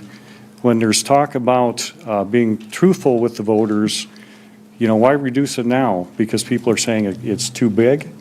Why weren't we truthful earlier and brought a lesser amount than 25 million? I guess I would have to agree with what Mike Bathke said. I think it's to give the appearance that it's cheaper than what it is. I mean, you got to be honest, whether you're for it or against it, everyone should know what we're looking at. But I want to, like I say, the 25 million was brought by the city, and now you're changing that amount on the ballot. And I don't think that's right. That's what the city brought forward, and to go against it now, well, I mean, someone should have thought about this before the 25 million was thrown out there with the loan application. If that was an accurate amount then, why wouldn't it be an accurate amount if costs keep going up?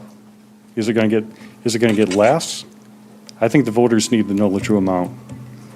Thank you. That's all I have. Okay, thank you. Yeah, this is Stuart Hanson again. I agree with Mr. Goldhammer, Mr. Bathke, and Mr. McCardle about leaving it at 21 million or whatever. That's the way to do it, so it doesn't confuse the voters. And number two, when Mike Valley said, would you all agree to what the voters voted for if they agreed to dredge or whatever, that you would go with their vote? I ask you the same thing, only if they say they don't want to, would you agree that you won't keep pressing on dredging the lake? If the voter says, no, we don't want to approve the loan, that means they don't want to dredge, and would you just leave it at that? And it'd be done. Thank you. Yeah, thank you. Anybody else? Just a minute. Just got a question for the Friends of Fire Steel. Joel, correct me if I'm wrong, I'm sure. But you're a nonprofit, right? You got, stand in the mic, because I can't hear you. Sorry. Out in the ether waves. So you're a nonprofit. You still have to actually face the mic, because if you don't hear yourself on the speakers, they're not hearing you online and they're texting you. All right, we'll try it again. So you're a nonprofit. Is there any reason that and it's great that you're going out and fundraising for this. The taxpayers appreciate it, or at least this one does. Is there any reason you couldn't collect the checks, the money from them now, put them in an escrow account, draw interest on it? If the measure fails, you can refund your money to the people who donated. That way, the Mitchell voters know exactly how much they're going to get from you. Is there any reason you couldn't do that?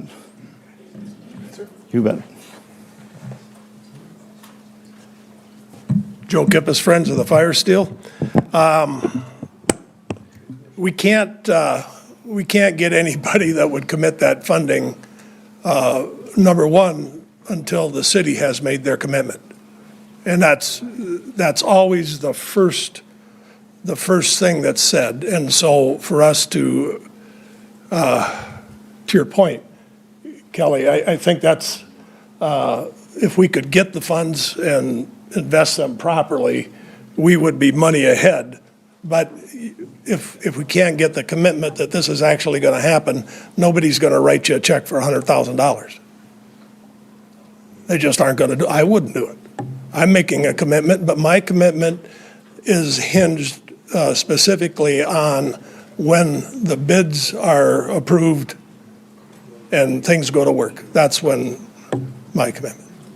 And mine isn't $100,000. But my point is, I don't think it's a bad idea, but I'm saying we have yet to find someone who would be willing to do that. Just one quick comment, Joe, thanks. So the people who donate the money, they're not out anything because you can refund it if the measure doesn't pass. So I don't see why people wouldn't commit. Yeah, that's for you to discuss with Joe. That's really not a council issue, so. Okay.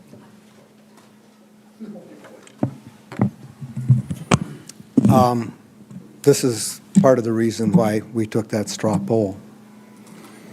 I'm just going to tell you, I wasn't going to let this out, but I will. And I'll tell you in answer to his question and maybe to yours. I've pledged $100,000. I can't write that check, but I've been saving. I've been putting so much money away every month to be able to do that. When I got my Social Security check when I turned 70, I'll be 75 this year, I started putting money away so that I could make that kind of commitment. You ask me to write a $100,000 check right now? Jeff's bank would be saying, give Valley a call. Was he drunk or what the hell's the deal? And so to go to your point, when you're trying to raise $3 million, that is not an easy job. And if you can tell those folks, what we'll do is we'll split that over 5 years. And you don't have to pay the first part of that now until that contract is let. Because they've asked, that's the first thing they ask, how do you know the city is going to come in? And they don't want to give us their money and we'll say, well, we'll invest it and make money on your money. That isn't going to go over if you're trying to raise $3 million. So that's the answer to that question as far as I'm concerned. And you got something out of me I didn't think I was going to relate. Okay, thank you. Anybody else want to? I just like to say one thing, and Mr. Valley said this at a meeting the other night. Sooner or later, we as a city, I didn't really like the article the editor put in the paper. It kind of drove a bigger wedge between us. But sooner or later, as a city and a country, Mike said it best, we've got to come together and work together for a common goal. Whether it's the lake, the Corn Palace, or the water source, I'm just really tired of all that negativity, that everything gets such a negative. Mitchell's got a negative pulse to it, I guess. And you go to another community, oh, you're from Mitchell. You know, I just get really tired of it. Sooner or later, we got to come together and make this work. We can disagree to disagree, that's fine. We all have different ideas. We got to come together for the better of Mitchell. Amen. All right. Any other discussion? Okay, all in favor of the motion, do I need to read the motion again? It's a vote on the resolution, to approve the resolution, with 168159. Okay? And with the revised language about the project. Right, it took out, That's part of it. yeah, Right. Yep. Yep. okay? Everybody clear on what you're voting on? Okay, all those in favor of the motion signify by saying aye. Aye. Opposed, nay. Motion carries. We're adjourned.